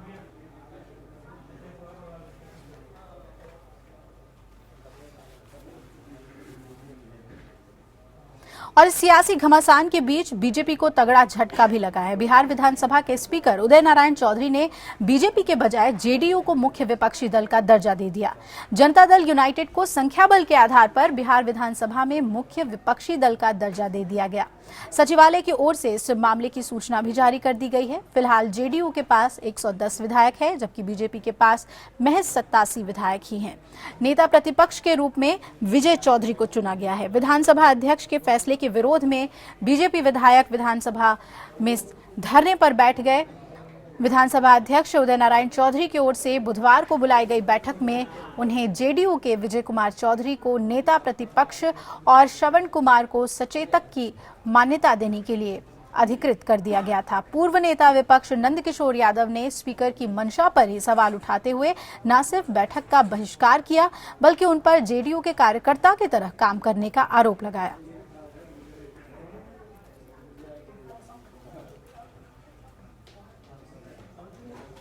तो बिहार में सियासी बवंडर थमने का नाम नहीं ले रहा। बिहार में जारी सियासी आग में विधानसभा अध्यक्ष उदय नारायण चौधरी ने घी डालने का काम करते हुए जेडीयू को मुख्य विपक्षी दल का दर्जा दे दिया। बिहार में सियासी तापमान चरम पर है। मांझी और नीतीश के बीच शह और मात का खेल जारी है। बिहार में कभी नीतीश भारी पड़ते हैं तो कभी मांझी। राज्यपाल के फैसले पर सवाल उठाने वाली जेडीयू अब खुद सवालों के घेरे में आ गई है। स्पीकर के फैसले ने बिहार की राजनीति में उबाल ला दिया है।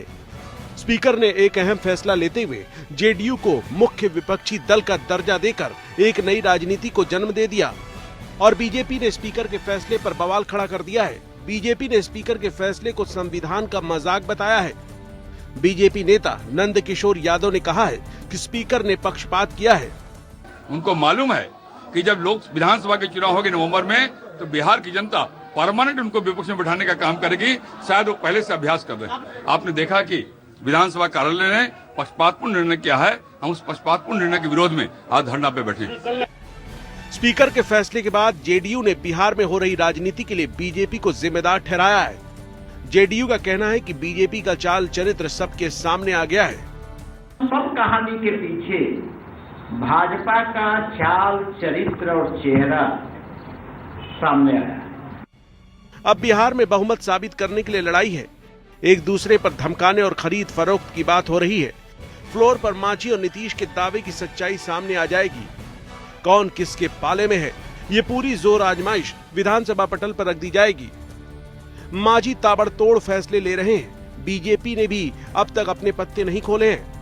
ऐसे में सवाल ये उठता है कि जेडीयू सरकार और विपक्ष में कैसे रह सकता है। क्या स्पीकर के फैसले संविधान के खिलाफ हैं? राजनेता एक दूसरे को पछाड़ने के लिए किसी भी हद तक गुजर जाते हैं। यही बिहार की राजनीति में हो रहा है। Bureau report, APN. वाकई में बिहार में सियासी घमासान अपने पूरे चरम पर है। 20 फरवरी को मांझी को सदन में बहुमत साबित करना है और ऐसे में जेडीयू, बीजेपी और मांझी अपनी अपनी रणनीति तैयार करने में जुट गए हैं। एक ओर जहां विधानसभा अध्यक्ष ने विधायकों की संख्या के आधार पर जेडीयू को मुख्य विपक्षी दल का दर्जा दे दिया, तो वहीं बीजेपी ने इसके खिलाफ प्रदर्शन किया और जमकर हंगामा काटा। इन सब के बीच जेडीयू ने पटना में एक प्रेस कॉन्फ्रेंस कर ऑडियो टेप जारी कर विधायकों की खरीद फरोख्त का आरोप लगाया। जेडीयू ने बीजेपी और मांझी खेमे पर उनकी पार्टी के विधायकों को लालच देने का आरोप लगाया है। जेडीयू विधायक शरफुद्दीन ने दावा किया है कि आरजेडी सांसद पप्पू यादव ने उन्हें फोन कर पद और पैसे का लालच दिया और इतना ही नहीं, सीएम जीतन राम मांझी से भी उनकी बात कराई।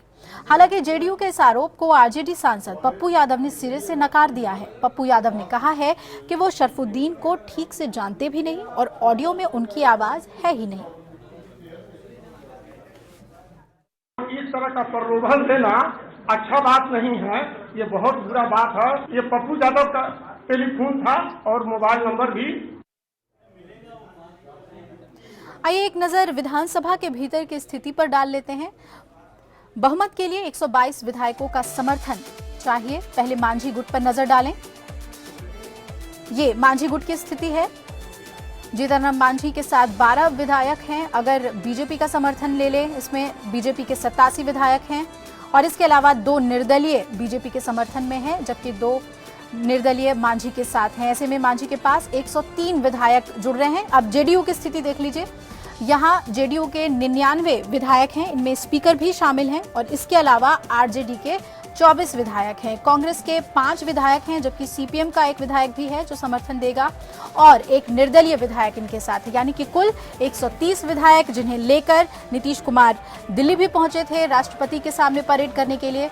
तो ऐसे में साफ है कि विधानसभा में मांझी के बहुमत की राह आसान बिल्कुल भी नहीं।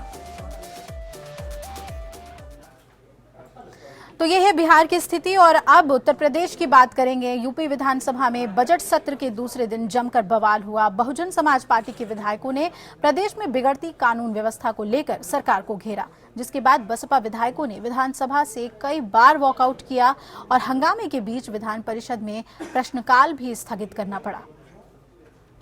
यूपी विधानसभा के बजट सत्र के दूसरे दिन भी जोरदार हंगामा हुआ।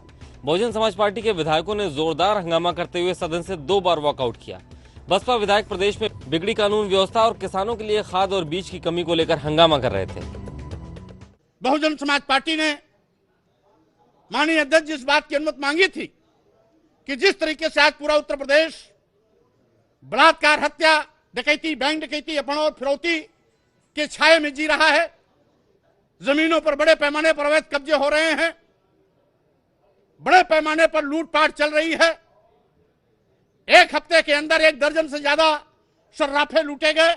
बसपा नेता स्वामी प्रसाद मौर्य और नसीमुद्दीन सिद्दीकी ने भाजपा और सपा पर नूरा कुश्ती करने का आरोप लगाया। नसीमुद्दीन ने कहा कि यूपी में जंगल राज है और बसपा सत्र के दौरान जनहित से जुड़े मुद्दों को जोर शोर से उठाएगी, जबकि बीजेपी ने विधान परिषद में प्रश्नकाल नहीं होने पर अफसोस जताया।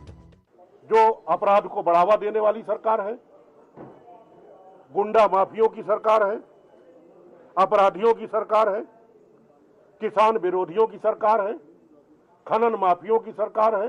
प्रश्नकाल नहीं हो पाया। भारतीय जनता पार्टी को खेद है। भारतीय जनता पार्टी चाहती थी कि सदन में प्रश्नकाल हो। पार्टी ने राज्य की ध्वस्त, अस्त व्यस्त, लस्त पस्त कानून व्यवस्था, बिजली व्यवस्था, तमाम तरह की बीमारियां, स्वाइन फ्लू सहित और तमाम मुद्दों को लेकर के भिन्न भिन्न नियमों में तमाम तरह की सूचनाएं दी थी।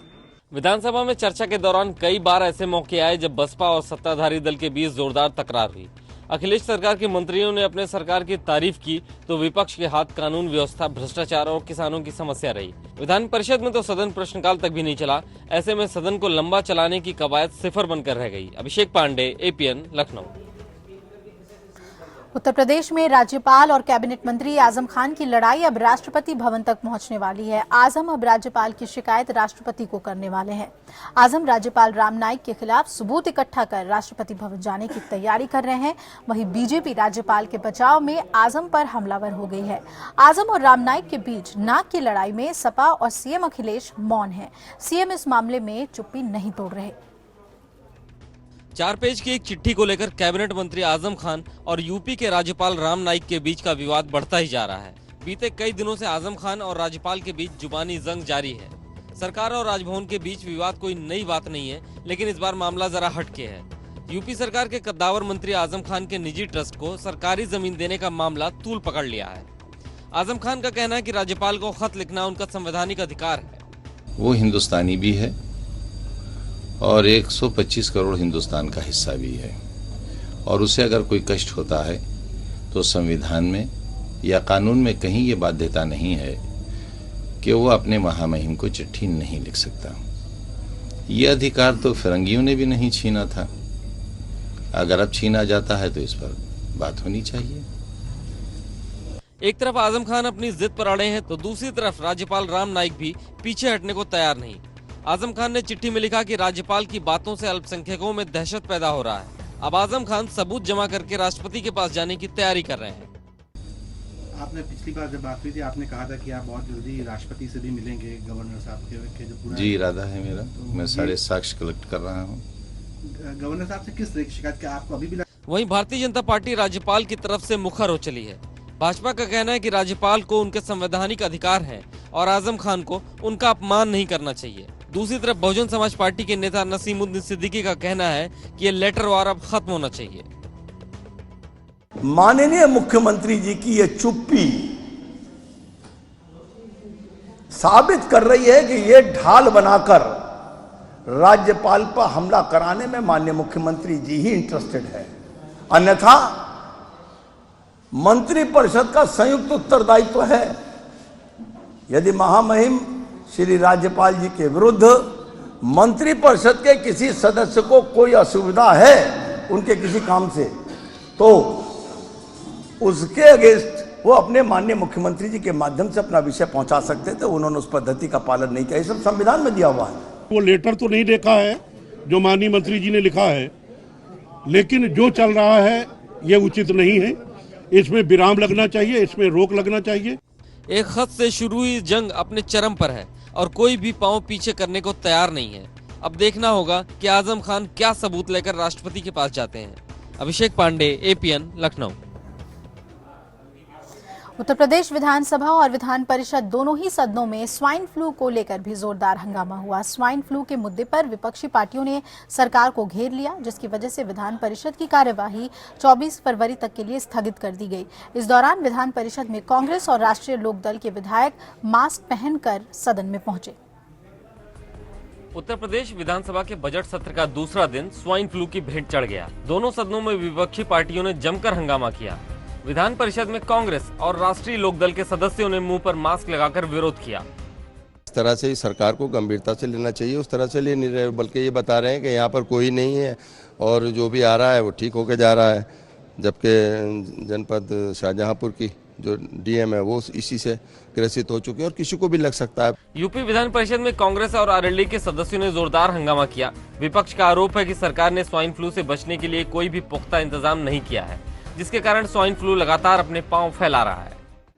जिस तरीके से स्वाइन फ्लू बीमारी पूरे प्रदेश में पांव पसार रही है, महामारी होने का खतरा आसन्न है।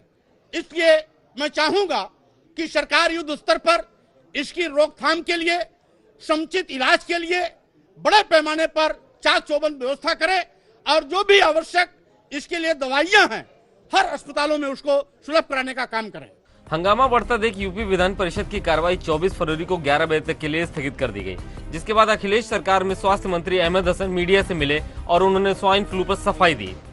सरकार अपनी जगह पर सजग है, मुख्यमंत्री ने सारे वो कर दिए हैं और यहाँ तक के लैब टेस्ट 3 जगह होते थे, एक तो संजय गांधी में, एक मेडिकल कॉलेज में और एक दिल्ली में। लेकिन ये पहली मर्तबा माननीय मुख्यमंत्री ने कर दिया 24 घंटे ये लैब खुली रहेगी। उसमें जो है सुविधाएं भी बढ़ाई जा रही हैं। यूपी में स्वाइन फ्लू का खौफ साफ दिखाई दे रहा है। विपक्ष हंगामा कर रहा है तो सरकार अपने दावे। सच क्या है इसके लिए अभी और इंतजार करिए, लेकिन इस इंतजार में अब तक यूपी में 6 जानें जा चुकी हैं। अभिषेक पांडे, एपीएन, लखनऊ। तो पूरे देश में स्वाइन फ्लू का कहर जारी है। स्वाइन फ्लू से अब तक 660 लोगों से ज्यादा की मौत हो चुकी है और हजारों लोग इससे पीड़ित भी हैं। लेकिन अगर दवा निर्माता कंपनियों की बात माने तो इन मौतों के लिए सरकार जिम्मेदार है, जो एक पुराने रेगुलेशन को हटा नहीं रही, जिसकी वजह से केमिस्ट उन दवाओं को नहीं रखते और देश के दवा निर्माताओं ने स्वाइन फ्लू की दवाओं की कमी के लिए स्वास्थ्य मंत्रालय के इस रेगुलेशन को ही जिम्मेदार ठहराया है। इनका कहना है कि रेगुलेशन के कारण केमिस्ट उन दवाओं को खरीदते नहीं हैं, जिस कारण उनकी दवाओं के अपने भंडार को नष्ट करना पड़े। फार्मास्यूटिकल कंपनियों का कहना है कि उनके पास स्वाइन फ्लू की दवाओं का बड़ा स्टॉक है। स्वाइन फ्लू के इलाज में काम आने वाली 2 अहम दवाएं ओसेल्टिमिविर और जेनामाविर हैं, जिन्हें सिप्ला, नेटको, हेटेरो और रैनबैक्सी जैसी बड़ी फार्मा कंपनियों के साथ कुछ अन्य कंपनियां भी बनाती हैं। खबरों के मुताबिक ये दवाएं ड्रग कंट्रोल के शेड्यूल X के तहत आती हैं और इसका स्टॉक रखने के लिए कई लाइसेंस की जरूरत होती है। इस वजह से केमिस्ट भी इसे नहीं रखना चाहते। ड्रग्स एंड कॉस्मेटिक्स एक्ट के तहत शेड्यूल X और H की दवाएं रिस्ट्रिक्टिव कैटेगरी में आती हैं और इस वजह से फार्मेसी और अस्पतालों में इसकी बिक्री पर प्रतिबंध है। इन शेड्यूल में स्वाइन फ्लू की दवाओं को शामिल करने के पीछे सरकार की ये आशंका है कि अगर इन दवाओं को जरूरत से ज्यादा इस्तेमाल किया गया तो बीमारी पर इनका असर ही खत्म हो जाएगा।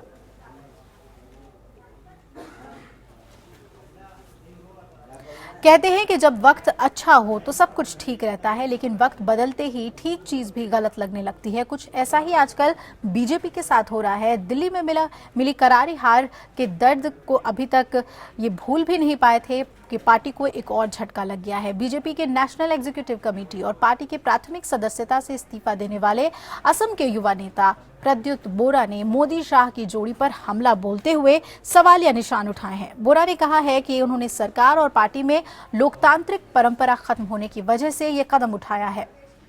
अपने 4 पन्नों के इस्तीफे में बोरा ने पीएम नरेंद्र मोदी और बीजेपी अध्यक्ष अमित शाह के कार्यशैली पर ही सवाल उठाए हैं। बोरा ने शाह को अहंकारी और मोदी को अलोकतांत्रिक बताया है।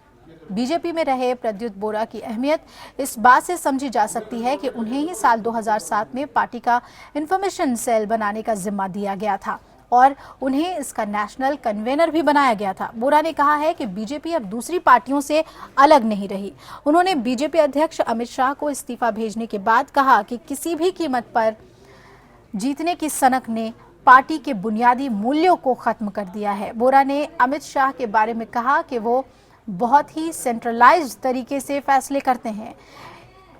इससे कई पार्टी कार्यकर्ताओं को लगता है कि उनके पास कोई अधिकार ही नहीं रह गया। बोरा ने यही नहीं कहा बल्कि ये भी जोड़ा कि सरकार में भी लोकतंत्र नहीं रह गया है। मोदी ने इस देश की बेहतरीन लोकतांत्रिक परंपरा को ही नुकसान पहुंचाया है। अपने खत में बोरा ने लिखा है कि विदेश मंत्री तक को पता नहीं होता कि विदेश सचिव को हटाया जाने वाला है। कैबिनेट मिनिस्टर अपने ओएसडी तक नियुक्त नहीं कर सकते। सारे अधिकार पीएमओ को दे दिए गए हैं। कोई भी राष्ट्रीय पदाधिकारी और सांसद इस बारे में मोदी से सवाल करने का साहस नहीं कर सकता।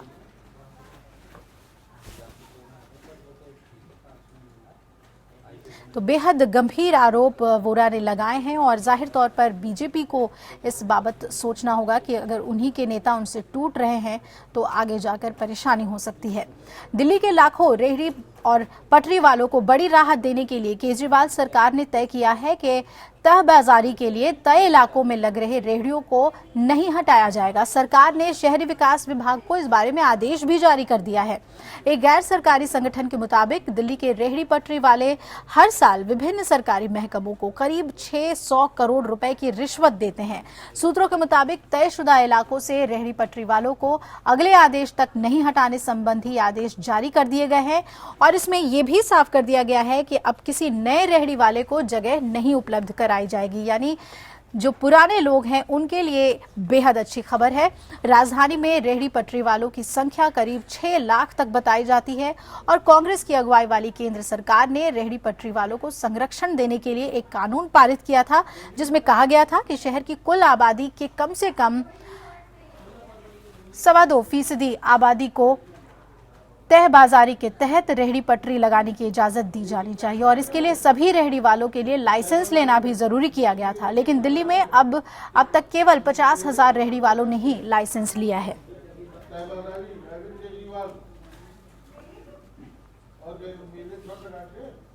इधर रोड और ट्रांसपोर्ट मंत्री नितिन गडकरी ने सीमेंट कंपनियों पर निशाना साधा है। गडकरी के मुताबिक मुनाफा कमाने के नाम पर सड़क और हाईवे के क्षेत्र में सीमेंट कंपनियां साठ-गांठ कर रही हैं। परिवहन मंत्री ने इन कंपनियों को कड़ी चेतावनी दी है। गडकरी ने प्रोजेक्ट की लागत घटाने पर भी जोर दिया। साथ ही इन कंपनियों के साठ-गांठ के मुद्दे को प्रधानमंत्री नरेंद्र मोदी के सामने भी उठाने की बात कही। CII की एक कॉन्फ्रेंस में नितिन गडकरी ने कहा कि अगर प्रोजेक्ट की लागत घटानी है तो हमें उसमें लगने वाले कच्चे माल की कीमत भी घटानी होगी। गडकरी के मुताबिक सीमेंट इंडस्ट्री की में साठगांठ है और इनकी प्रोडक्शन की लागत और बेचने वाली कीमत में भारी अंतर होता है। सरकार ने सीमेंट कंक्रीट रोड बनाने का फैसला किया है और सरकार चाहती है कि इसकी लागत कम हो। गडकरी ने कहा कि जमीन अधिग्रहण, धीमे फैसले और पैसे की कमी के चलते ही कंपनियां पब्लिक प्राइवेट पार्टनरशिप मॉडल में रुचि नहीं ले रही।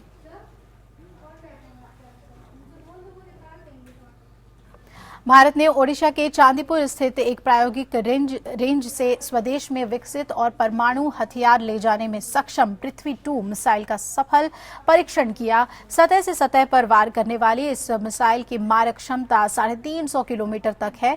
मिसाइल का परीक्षण गुरुवार की सुबह 9:20 पर किया गया। 350 किलोमीटर तक की मारक क्षमता वाली पृथ्वी-2 अपने साथ 500 से 1000 किलोग्राम तक के परमाणु हथियार ले जाने में सक्षम है। रक्षा सूत्रों के मुताबिक पृथ्वी-2 ऐसी पहली मिसाइल है जिसका विकास DRDO ने भारत के प्रतिष्ठित एकीकृत निर्देशित मिसाइल विकास कार्यक्रम के तहत किया है और इस समय में ये एक प्रामाणिक तकनीक है। सूत्रों के मुताबिक इस तरह के प्रक्षेपण किसी भी घटना से निपटने की भारत की सामरिक तैयारी को दर्शाते हैं।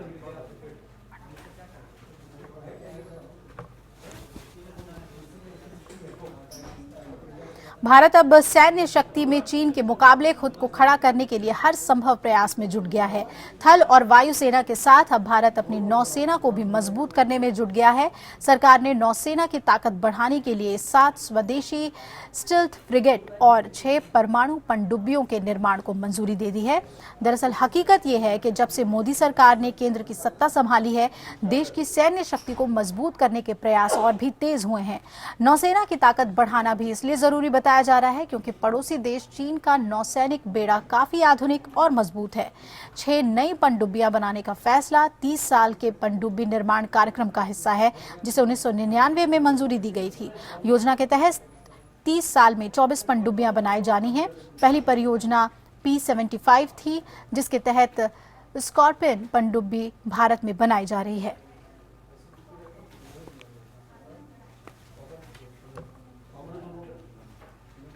इधर अमेरिकी राष्ट्रपति बराक ओबामा ने कहा है कि अमेरिका और उसके सहयोगियों की लड़ाई इस्लाम से नहीं बल्कि उन लोगों के खिलाफ है जिन्होंने धर्म की गलत व्याख्या की है। ओबामा ने कहा है कि IS और अल कायदा जैसे समूह खुद को धर्म की रक्षा करने वाले पवित्र योद्धा बताते हैं क्योंकि वो खुद को सही साबित करने के लिए बेचैन हैं। अमेरिकी राष्ट्रपति ने हिंसक चरमपंथ से मुकाबला विषय पर व्हाइट हाउस में आयोजित एक कार्यक्रम के दौरान ये बातें कही। ओबामा ने कहा कि IS खुद को इस्लामिक स्टेट कहता है और दुष्प्रचार करता है। अमेरिका और पश्चिमी देशों की लड़ाई इसी सोच के साथ है। इस तरह लोगों को बहकाकर वो अपने संगठन में शामिल करते हैं। ओबामा ने कहा कि लोगों को आतंकवादियों की इस बात को खारिज करने की जरूरत है कि पश्चिम जगत और इस्लाम परस्पर विरोधी हैं।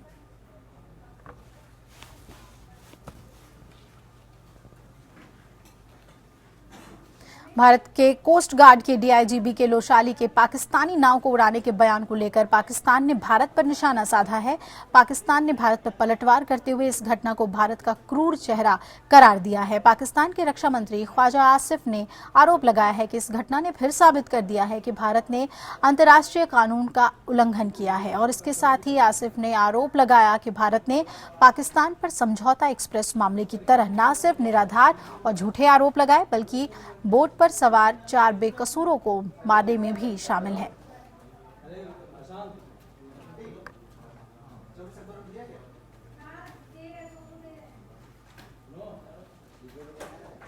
और आइए देश की कुछ और अहम खबरों पर नजर डालते हैं पॉलिटिकल टॉप 10 में। रेल राज्य मंत्री मनोज सिन्हा ने आगामी रेल बजट में किराया घटाए जाने की संभावना से इनकार करते हुए कहा कि किराया संसद में संशोधन विधेयक पारित करके रेलवे सुरक्षा बल को भी मुकदमा दर्ज करने का अधिकार दिया जाएगा। सिन्हा ने कहा कि रेल मंत्रालय के पास जरूरतें ज्यादा और संसाधन कम है।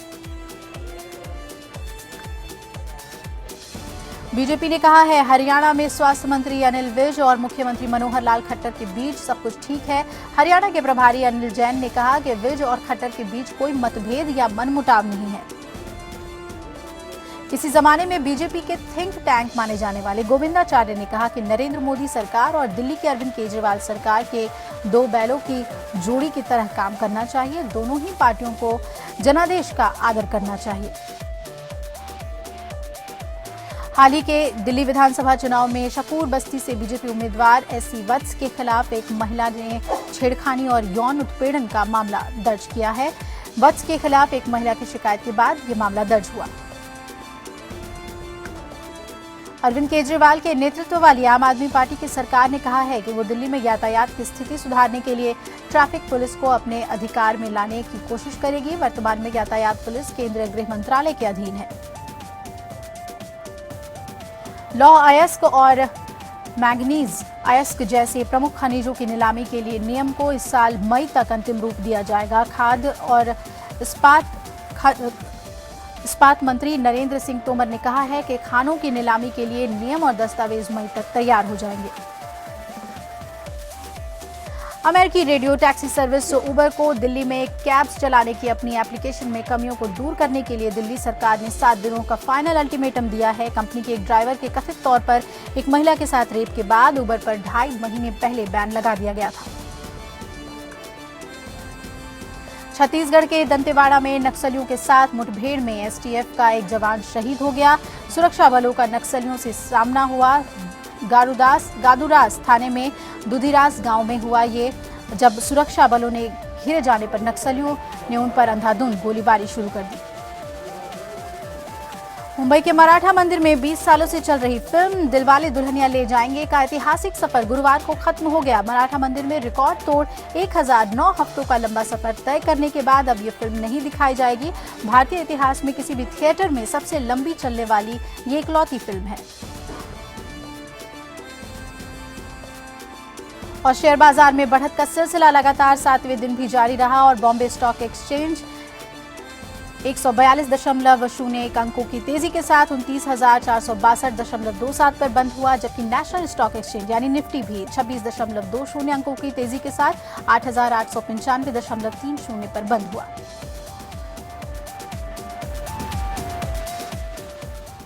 एक छोटे से ब्रेक के लिए यहाँ पर रुकते हैं और लौटेंगे तो रुक करेंगे राजकाज और न्याय मंच का।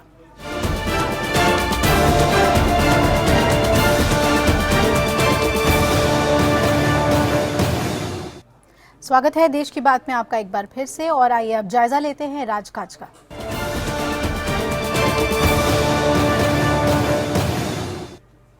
कांग्रेस नीति मनमोहन सरकार के कार्यकाल में 24 अकबर रोड से सियासत का रुख तय होता है और इसी रोड पर कांग्रेस का हेडक्वार्टर दफ्तर है, लेकिन मोदी सरकार ने कांग्रेस से इस दफ्तर को खाली करने को कहा है। वेंकैया नायडू के प्रभार वाले शहरी विकास मंत्रालय ने इस सिलसिले में कांग्रेस को नोटिस भेज दिया है। कांग्रेस को भेजे गए नोटिस में शहरी विकास मंत्रालय ने दफ्तर खाली करने को कहा है। हालांकि कांग्रेस पार्टी ने समय सीमा बढ़ाने की मांग की है। इस दफ्तर को लीज पर लिया गया था, जिसकी अवधि 2013 में ही समाप्त हो चुकी है।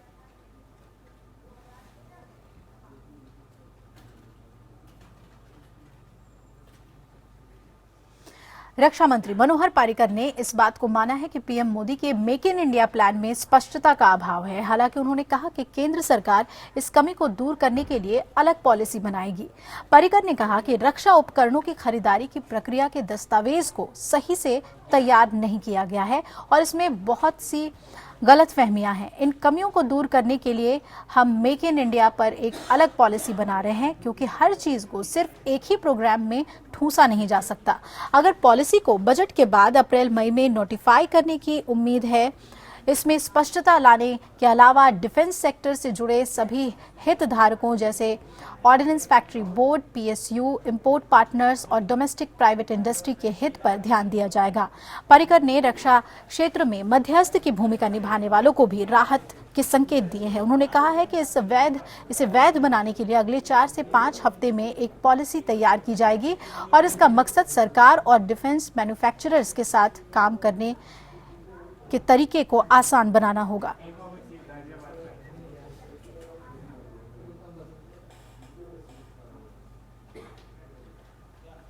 दिल्ली पुलिस की क्राइम ब्रांच की टीम ने 5 लोगों को सरकारी दस्तावेजों को लीक करने के आरोप में हिरासत में लिया है और इन 5 पर आरोप है कि इन्होंने एक बिजनेस हाउस को फायदा पहुंचाने के लिए पेट्रोलियम मिनिस्ट्री के दस्तावेजों को लीक किया। सूत्रों के हवाले से मिली खबर के मुताबिक ये कॉर्पोरेट जासूसी का मामला है। जिन 5 लोगों को हिरासत में लिया गया है उनमें से आसाराम और ईश्वर सिंह नाम के 2 सरकारी कर्मचारी शामिल हैं। इनमें से एक क्लर्क और दूसरा चपरासी बताया जा रहा है। साथ ही गिरफ्तार व्यक्तियों में एक ने खुद को पत्रकार भी बताया है और इस व्यक्ति की मंत्रालय में गहरी पैठ मानी जा रही है। शास्त्री भवन में उसका काफी आना जाना लगा रहता था। सूत्रों के मुताबिक इन 5 पर पिछले कई दिनों से नजर रखी जा रही थी।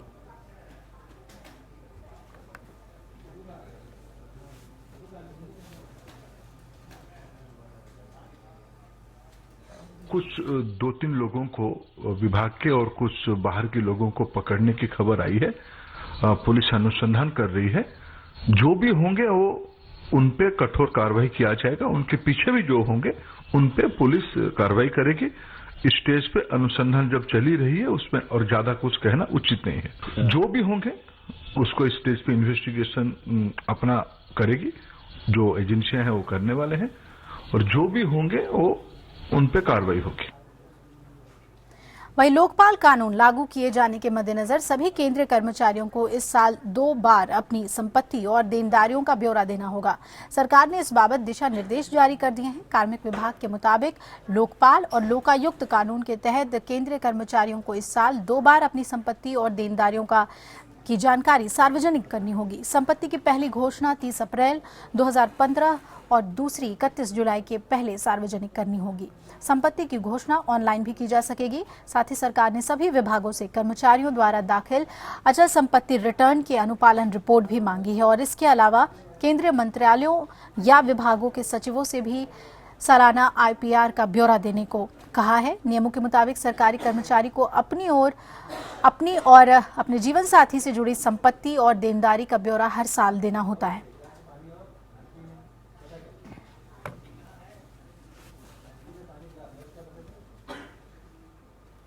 हरियाणा के बहुचर्चित रोहतक बस कांड में छेड़छाड़ करने वाले लड़कों से निपटने वाली बहादुर बहनों के केस में नया मोड़ आ गया है। दावा किया जा रहा है कि दोनों बहनें पॉलीग्राफ टेस्ट में फेल हो गई हैं, जबकि लड़के टेस्ट में पास हो गए हैं। गौरतलब है कि आरोपियों की तरह से काफी समय से टेस्ट की रिपोर्ट सार्वजनिक करने की मांग उठ रही है। हालांकि अभी तक इस दिशा में कोई आधिकारिक बयान जारी नहीं किया गया। उधर आरोपियों के वकील ने पुलिस से FIR खारिज करने की मांग की है। गौरतलब है कि हरियाणा के रोहतक में हुए इस छेड़छाड़ और मारपीट केस में कुछ समय से पुलिस की SIT जांच में सुस्ती देखी जा रही है, जिसके बाद लड़कों के वकील बार बार पॉलीग्राफ टेस्ट रिपोर्ट जारी करने की मांग करते आ रहे हैं। हालांकि SIT ने रिपोर्ट को सार्वजनिक करने से इनकार कर दिया था।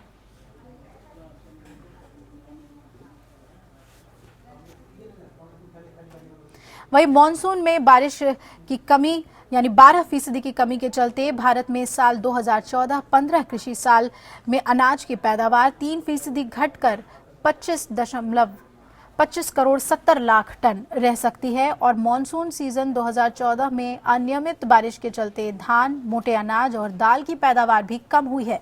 हालांकि कृषि मंत्रालय ने कहा है कि इसके बावजूद पैदावार पिछले 5 साल के औसत से 81,05,000 टन ज्यादा रहेगी। मंत्रालय ने बताया है कि पिछले साल 26 करोड़ 55 लाख टन की रिकॉर्ड पैदावार हुई है और इस सीजन में पैदावार उससे 85 लाख टन कम होगी। कृषि मंत्री राधा मोहन सिंह के मुताबिक Indian council of agricultural research की कोशिशों के चलते देश के 580 जिलों में आपदा उपायों को लागू किया जा सका, जिससे पैदावार में गिरावट को रोकने में मदद मिली। राधा मोहन सिंह ने कहा कि पिछले साल देश में भयानक सूखा पड़ा था। मॉनसून महीने भर की देरी से आया और बारिश भी अनियमित रही थी, जिसके चलते ये माना जा रहा है कि अनाज की पैदावार काफी कम रह सकती है।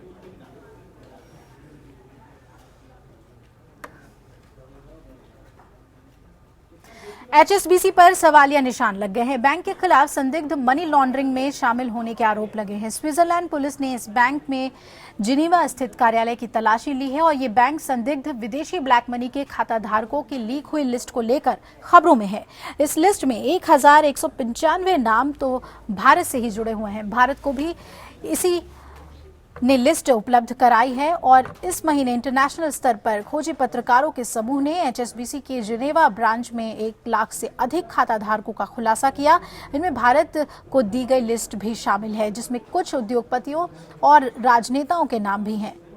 स्विस प्रोसिक्यूटर ऑफिस ने कहा है कि HSBC बैंक के खिलाफ ताज़ा खुलासे के बाद सरकारी अभियोजकों ने बैंक के खिलाफ आपराधिक प्रक्रिया शुरू करने की घोषणा की है। ये कार्रवाई इन आरोपों के बाद शुरू की गई कि बैंक ने लाखों ग्राहकों को टैक्स चोरी में मदद की और HSBC बैंक अपने खामियों की बात कबूल चुका है। हाल में उसने इस पर खेद जताते हुए पूरे पेज का विज्ञापन भी जारी किया था। अप्रैल 2014 से जनवरी 2015 के दौरान रेलवे को माल ढुलाई से हुई आय 12.43% बढ़कर 86,009 करोड़ रुपए तक पहुंच गई है और इससे पहले वित्तीय साल की इसी अवधि के दौरान रेलवे को माल भाड़े की कुल 76,501 करोड़ रुपए की कमाई हुई थी। रेल मंत्रालय के आंकड़ों के मुताबिक अप्रैल 2014 से जनवरी 2015 के दौरान रेलवे ने कुल 90 करोड़ 66 लाख टन माल की ढुलाई की, जो पिछले साल की इसी अवधि की तुलना में 4.74% ज्यादा है। पिछले साल के इस अवधि में रेलवे ने कुल 86 करोड़ 61 लाख टन माल ढोया था। रेलवे के ने जनवरी 2015 के दौरान माल ढुलाई के कुल 10,023 करोड़ रुपए की कमाई की, जबकि पिछले साल के इसी महीने में रेलवे की माल ढुलाई से कमाई 8,795 करोड़ रुपए ही थी।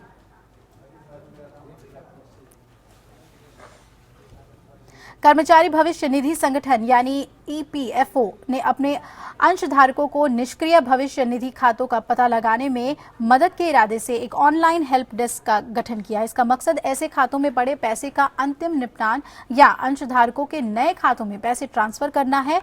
ऐसे खातों में कुल 27,000 करोड़ रुपए पड़े हुए हैं, जबकि ऐसे निष्क्रिय खातों की संख्या करीब 8 करोड़ 15 लाख है। EPFO ने कहा है कि निष्क्रिय पड़े सभी खातों का निपटान 1 साल के भीतर किए जाने का प्रयास किया जाएगा। साथ ही EPFO भविष्य निधि के ऑनलाइन निपटान और निकासी सुनिश्चित करने के लिए जल्द ही योजना लाएगा। निष्क्रिय खाते वो जहां 36 महीने में कोई योगदान नहीं आया है। EPFO ने 1 अप्रैल 2011 से ऐसे खातों पर ब्याज देना रोक दिया है।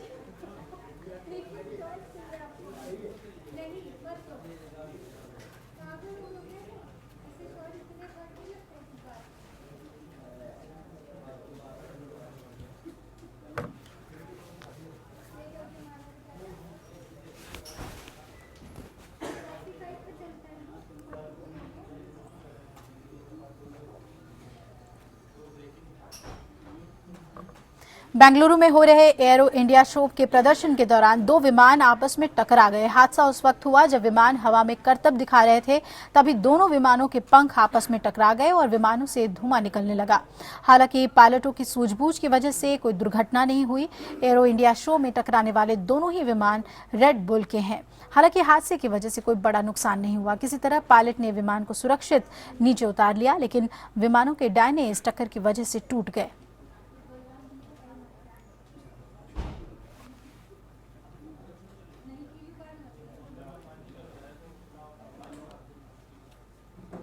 भारत के साथ बहुप्रतीक्षित 10 अरब डॉलर के राफेल लड़ाकू विमान सौदे पर दस्तखत होने के प्रति आश्वस्त फ्रांस की रक्षा क्षेत्र की बड़ी कंपनी डसॉल्ट ने कहा है कि पहले दिन से ही इसकी कीमत समान है और वो इस संबंध में अनुरोध प्रस्ताव पर कायम है।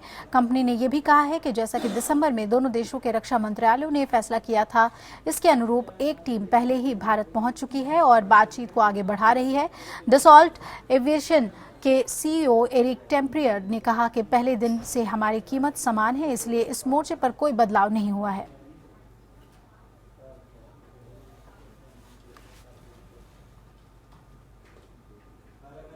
राजकाज की कुछ और खबरें ब्यूरोक्रेसी टॉप 5 में।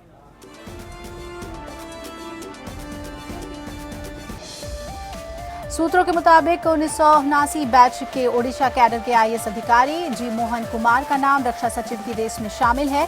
जी मोहन वर्तमान में सचिव रक्षा उत्पादन के पद पर तैनात हैं। 1981 बैच के पंजाब कैडर की आईएएस अधिकारी Anjali Chhib Duggal secretary corporate affairs बनाई जा सकती हैं। अंजलि नावेद मसूद की जगह ले सकती हैं। इंडियन रेवेन्यू सर्विसेज के अधिकारी Renuka Jain Gupta competition commission of India में सलाहकार वित्त विश्लेषण के पद पर नियुक्त हुई।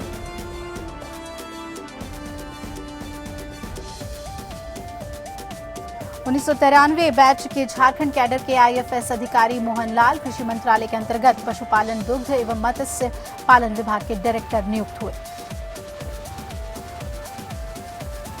और इंडियन सप्लाई सर्विसेज के अधिकारी वीके वर्मा को directorate general of supplies and disposal विभाग में डायरेक्टर के पद पर नियुक्ति मिली है।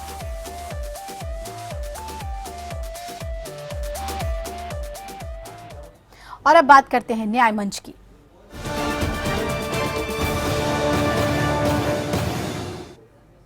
उत्तर प्रदेश के बदायूं में पिछले साल 2 लड़कियों के शव संदिग्ध हालात में पेड़ पर लटकते पाए जाने के मामले में उनके परिजनों ने सीबीआई की अंतिम रिपोर्ट को अदालत में चुनौती दी है। परिजन के वकील कौकब हसन नकवी ने बताया कि उन्होंने सीबीआई की अंतिम रिपोर्ट देखी है और उसमें ऐसे अनेक बिंदु हैं जिनके आधार पर इसे खारिज किया जा सकता है। इसके पहले सीबीआई ने 5 फरवरी को मामले की अंतिम रिपोर्ट और अन्य महत्वपूर्ण दस्तावेज अदालत और वादी पक्ष को सौंप दिए थे। इसके साथ ही अंतिम रिपोर्ट को न्यायालय में चुनौती दिए जाने का रास्ता साफ हो गया था। सीबीआई ने 91 पन्नों की फाइल न्यायालय और वादी पक्ष को सौंपी थी, जिसमें 5 एजेंसी की अंतिम रिपोर्ट, लड़कियों के पोस्टमार्टम रिपोर्ट, गवाहों की सूची भी शामिल है। मामले में अब 11 मार्च को सुनवाई होगी।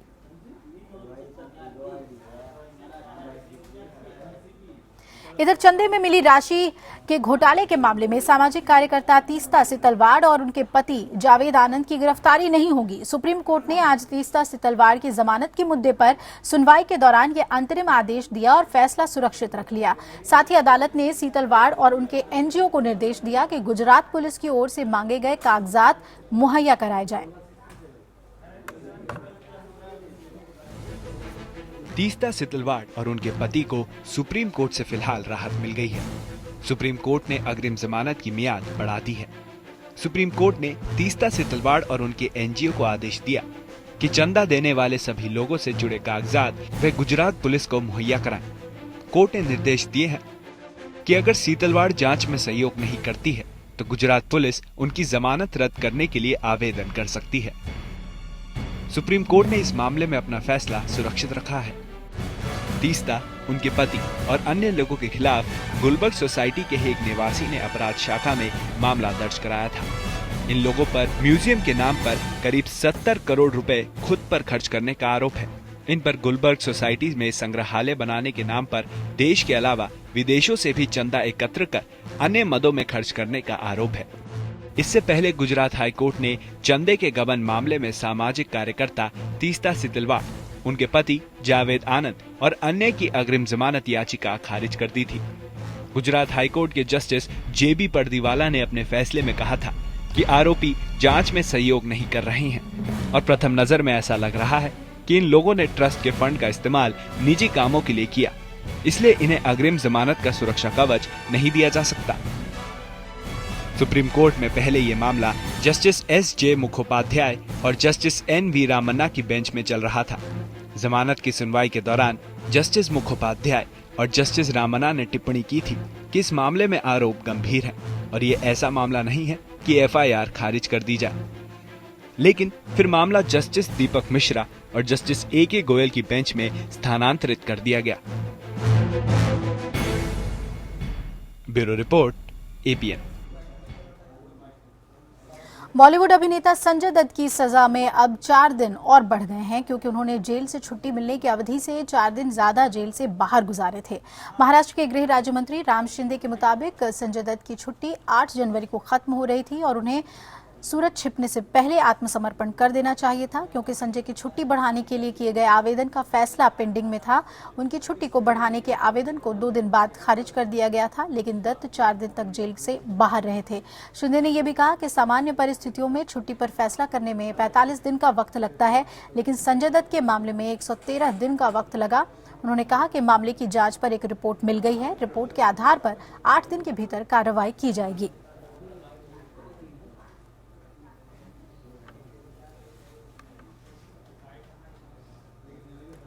तो संजय दत्त के लिए ये अच्छी खबर नहीं है। 4 दिन और ज्यादा उन्हें पुणे के जेल में बिताना होगा। 4 दिन पहले ही 4 दिन एक्स्ट्रा उन्होंने बिताए थे बाहर, ये कहना है महाराष्ट्र के गृह मंत्री का, और अब उन्हें ज्यादा वक्त बिताना होगा, यानी 4 दिन और जेल में बिताना होगा। इधर दिल्ली में नागरिक अब अपने घरों के आगे राजनीतिक दलों के पोस्टर चिपका सकेंगे। दिल्ली हाई कोर्ट ने इससे जुड़े एक मामले में कहा कि पोस्टर चिपकाने से पहले नागरिकों को प्रशासन से मंजूरी लेनी होगी। मुख्य न्यायाधीश न्यायमूर्ति जी रोहिणी और न्यायमूर्ति RS एंड लॉ की खंडपीठ ने Delhi prevention of defacement of property DPDP अधिनियम को सही ठहराया, और इसी के तहत 2013 में दिल्ली की तत्कालीन कांग्रेस सरकार ने लोगों को अपने घरों के बाहर दीवारों पर पोस्टर चिपकाने से रोक दिया था। आपके समर्थकों ने तत्कालीन कांग्रेस सरकार के फैसले के खिलाफ याचिका दायर की थी, और अब ये फैसला आम आदमी पार्टी के पक्ष में है, यानी कि मंजूरी लेने के बाद आप घर के आगे राजनीतिक पार्टियों के पोस्टर्स चिपका सकते हैं। किसी व्यक्ति की दूसरी महिला से रिश्ते उसकी पत्नी के लिए क्रूरता नहीं है। सुप्रीम कोर्ट ने गुजरात के एक मामले में यह फैसला दिया और पति को बरी कर दिया। साथ ही अदालत ने कहा कि पति के नाजायज संबंध को पत्नी के लिए आत्महत्या के लिए उकसाना नहीं माना जा सकता। इस मामले में पत्नी के घर वालों ने पति पर क्रूरता का आरोप लगाया था, और परिवार का कहना था कि पति के नाजायज संबंधों की वजह से पत्नी ने आत्महत्या कर ली। इस मामले में निचली अदालत और हाई कोर्ट ने पति को भी दोषी माना था। इस केस में पति पत्नी आपस में तनाव के बाद तलाक लेने के बारे में सोच रहे थे, लेकिन हताश पत्नी ने आत्महत्या कर ली। जस्टिस SJ मुखोपाध्याय और जस्टिस दीपक मिश्रा की बेंच ने कहा कि इस मामले में दहेज की मांग नहीं की गई है। सबूतों से स्पष्ट है कि पति के दूसरी औरत से नाजायज संबंध से मृतक पत्नी परेशान थी। बेंच ने कहा कि नाजायज संबंधों के कुछ सबूत हैं, और अगर ये साबित भी हो जाते हैं तो हम नहीं समझते कि ये IPC की धारा 498A के तहत आने वाली क्रूरता है।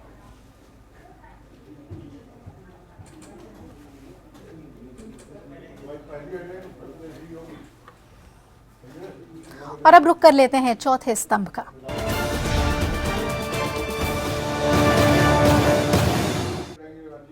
दिल्ली सचिवालय में अब पत्रकार मीडिया कक्ष के आगे नहीं जा सकेंगे। ये फैसला मीडिया और सरकार के बीच गतिरोध को खत्म करने के लिए 5 वरिष्ठ पत्रकारों और सरकार के प्रतिनिधि मंडल के बीच हुई बैठक में लिया गया।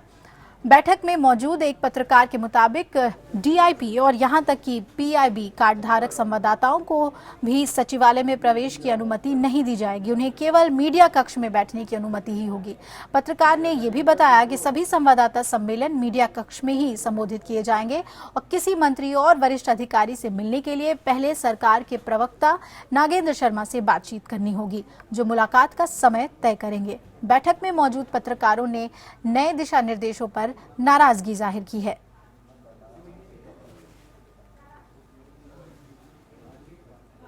और अब बात करते हैं आज के हमारे सवाल की। आज हमने आपसे पूछा था कि आप बिहार में संविधान का विधान चल पाएगा। ढेरों जवाब आपके मिले। 53% लोग यानी ज्यादातर लोगों ने कहा कि हाँ ऐसा है, जबकि 47% लोगों ने ना में जवाब दिया।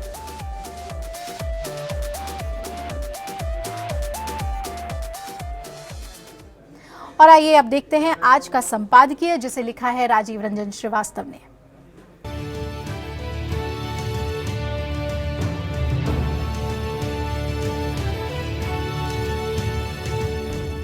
हिंदी फिल्मों में एक दृश्य बहुत आम है। अदालत में सच का साथ देने के लिए गवाह सबूतों के साथ पैदल निकलता है और रास्ते में उसे कोई ट्रक कुचलता हुआ चला जाता है। फिल्मी पर्दे का ये दृश्य वास्तविक जीवन में कहीं ज्यादा डरावना है। सत्येंद्र दुबे, षडमुगम मंजुनाथ, यशवंत सोनावड़े, नरेंद्र कुमार, नरेंद्र दाभोलकर, ऐसे कई नाम हैं जिन्होंने अपने कर्तव्य पालन में ईमानदारी का साथ देते हुए बेईमानी के खिलाफ आवाज उठाने की हिम्मत दिखाई, आदर्शों से समझौता नहीं किया, सच्चाई की राह से डिगे नहीं। इन लोगों को झुकाने का जब कोई तरीका काम ना आया तो इनकी राह में इनका ही खून बहा दिया गया। 16 फरवरी को फिर ऐसा ही प्रयास किया गया। इस बार निशाने पर थे भाकपा नेता गोविंद पानसरे व उनकी पत्नी। महाराष्ट्र के कोल्हापुर में रहने वाले श्री पानसरे अपने प्रगतिशील व तर्कवादी विचारों के लिए जाने जाते हैं। गोविंद पानसरे लेखक भी हैं और उन्होंने ऐतिहासिक तथ्यों के साथ शिवाजी पर किताब लिखी है। महाराष्ट्र में एक अरसे से चल रहे टोल विरोधी जन आंदोलन का भी वे नेतृत्व कर रहे थे। पुलिस को शक है कि इस हमले के पीछे टोल लॉबी का हाथ हो सकता है। महाराष्ट्र में ये राजनीतिक दलों का प्रिय मुद्दा बना हुआ है। कांग्रेस व राष्ट्रीय कांग्रेस पार्टी की सरकार के वक्त टोल विरोधी आंदोलन को देखते हुए राज्य सरकार ने 44 टोल नाकों को बंद करने का फैसला लिया था। गत वर्ष महाराष्ट्र नवनिर्माण सेना के नेता राज ठाकरे ने टोल वसूली के विरोध में रास्ता रोको आंदोलन खड़ा किया था, जिसे भारी जन समर्थन मिला था। चुनावों के वक्त भाजपा ने इसे मुद्दा बनाया, लेकिन सरकार बनाने पर वो टोल वसूली के खिलाफ कोई ठोस कदम नहीं उठा सकी। कुल मिलाकर दृश्य ये है कि महाराष्ट्र में जो सत्ता पर काबिज होता है वो पब्लिक प्राइवेट पार्टनरशिप के फॉर्मूले से बनाई गई सड़कों की लागत वसूली के बाद भी टोल बंद नहीं करवा पाता है। निश्चित ही गोविंद पानसरे जनता के सच्चे हमदर्द हैं, इसलिए अगर टोल लॉबी ने उन पर हमला किया है तो उसने सच का साथ देने वाले को ही निशाना बनाया है, सत्ता पक्ष और विपक्ष में रहने पर सुर बदलने वालों को नहीं। राजीव रंजन श्रीवास्तव, समूह संपादक, देशबंधु। हमें उम्मीद है ये संपादकीय आपको बेहद पसंद आया होगा। देश की बात में फिलहाल मेरे साथ इतना ही। जुड़े रहिए एपीएन के साथ। खबरें लगातार जारी हैं। नमस्कार।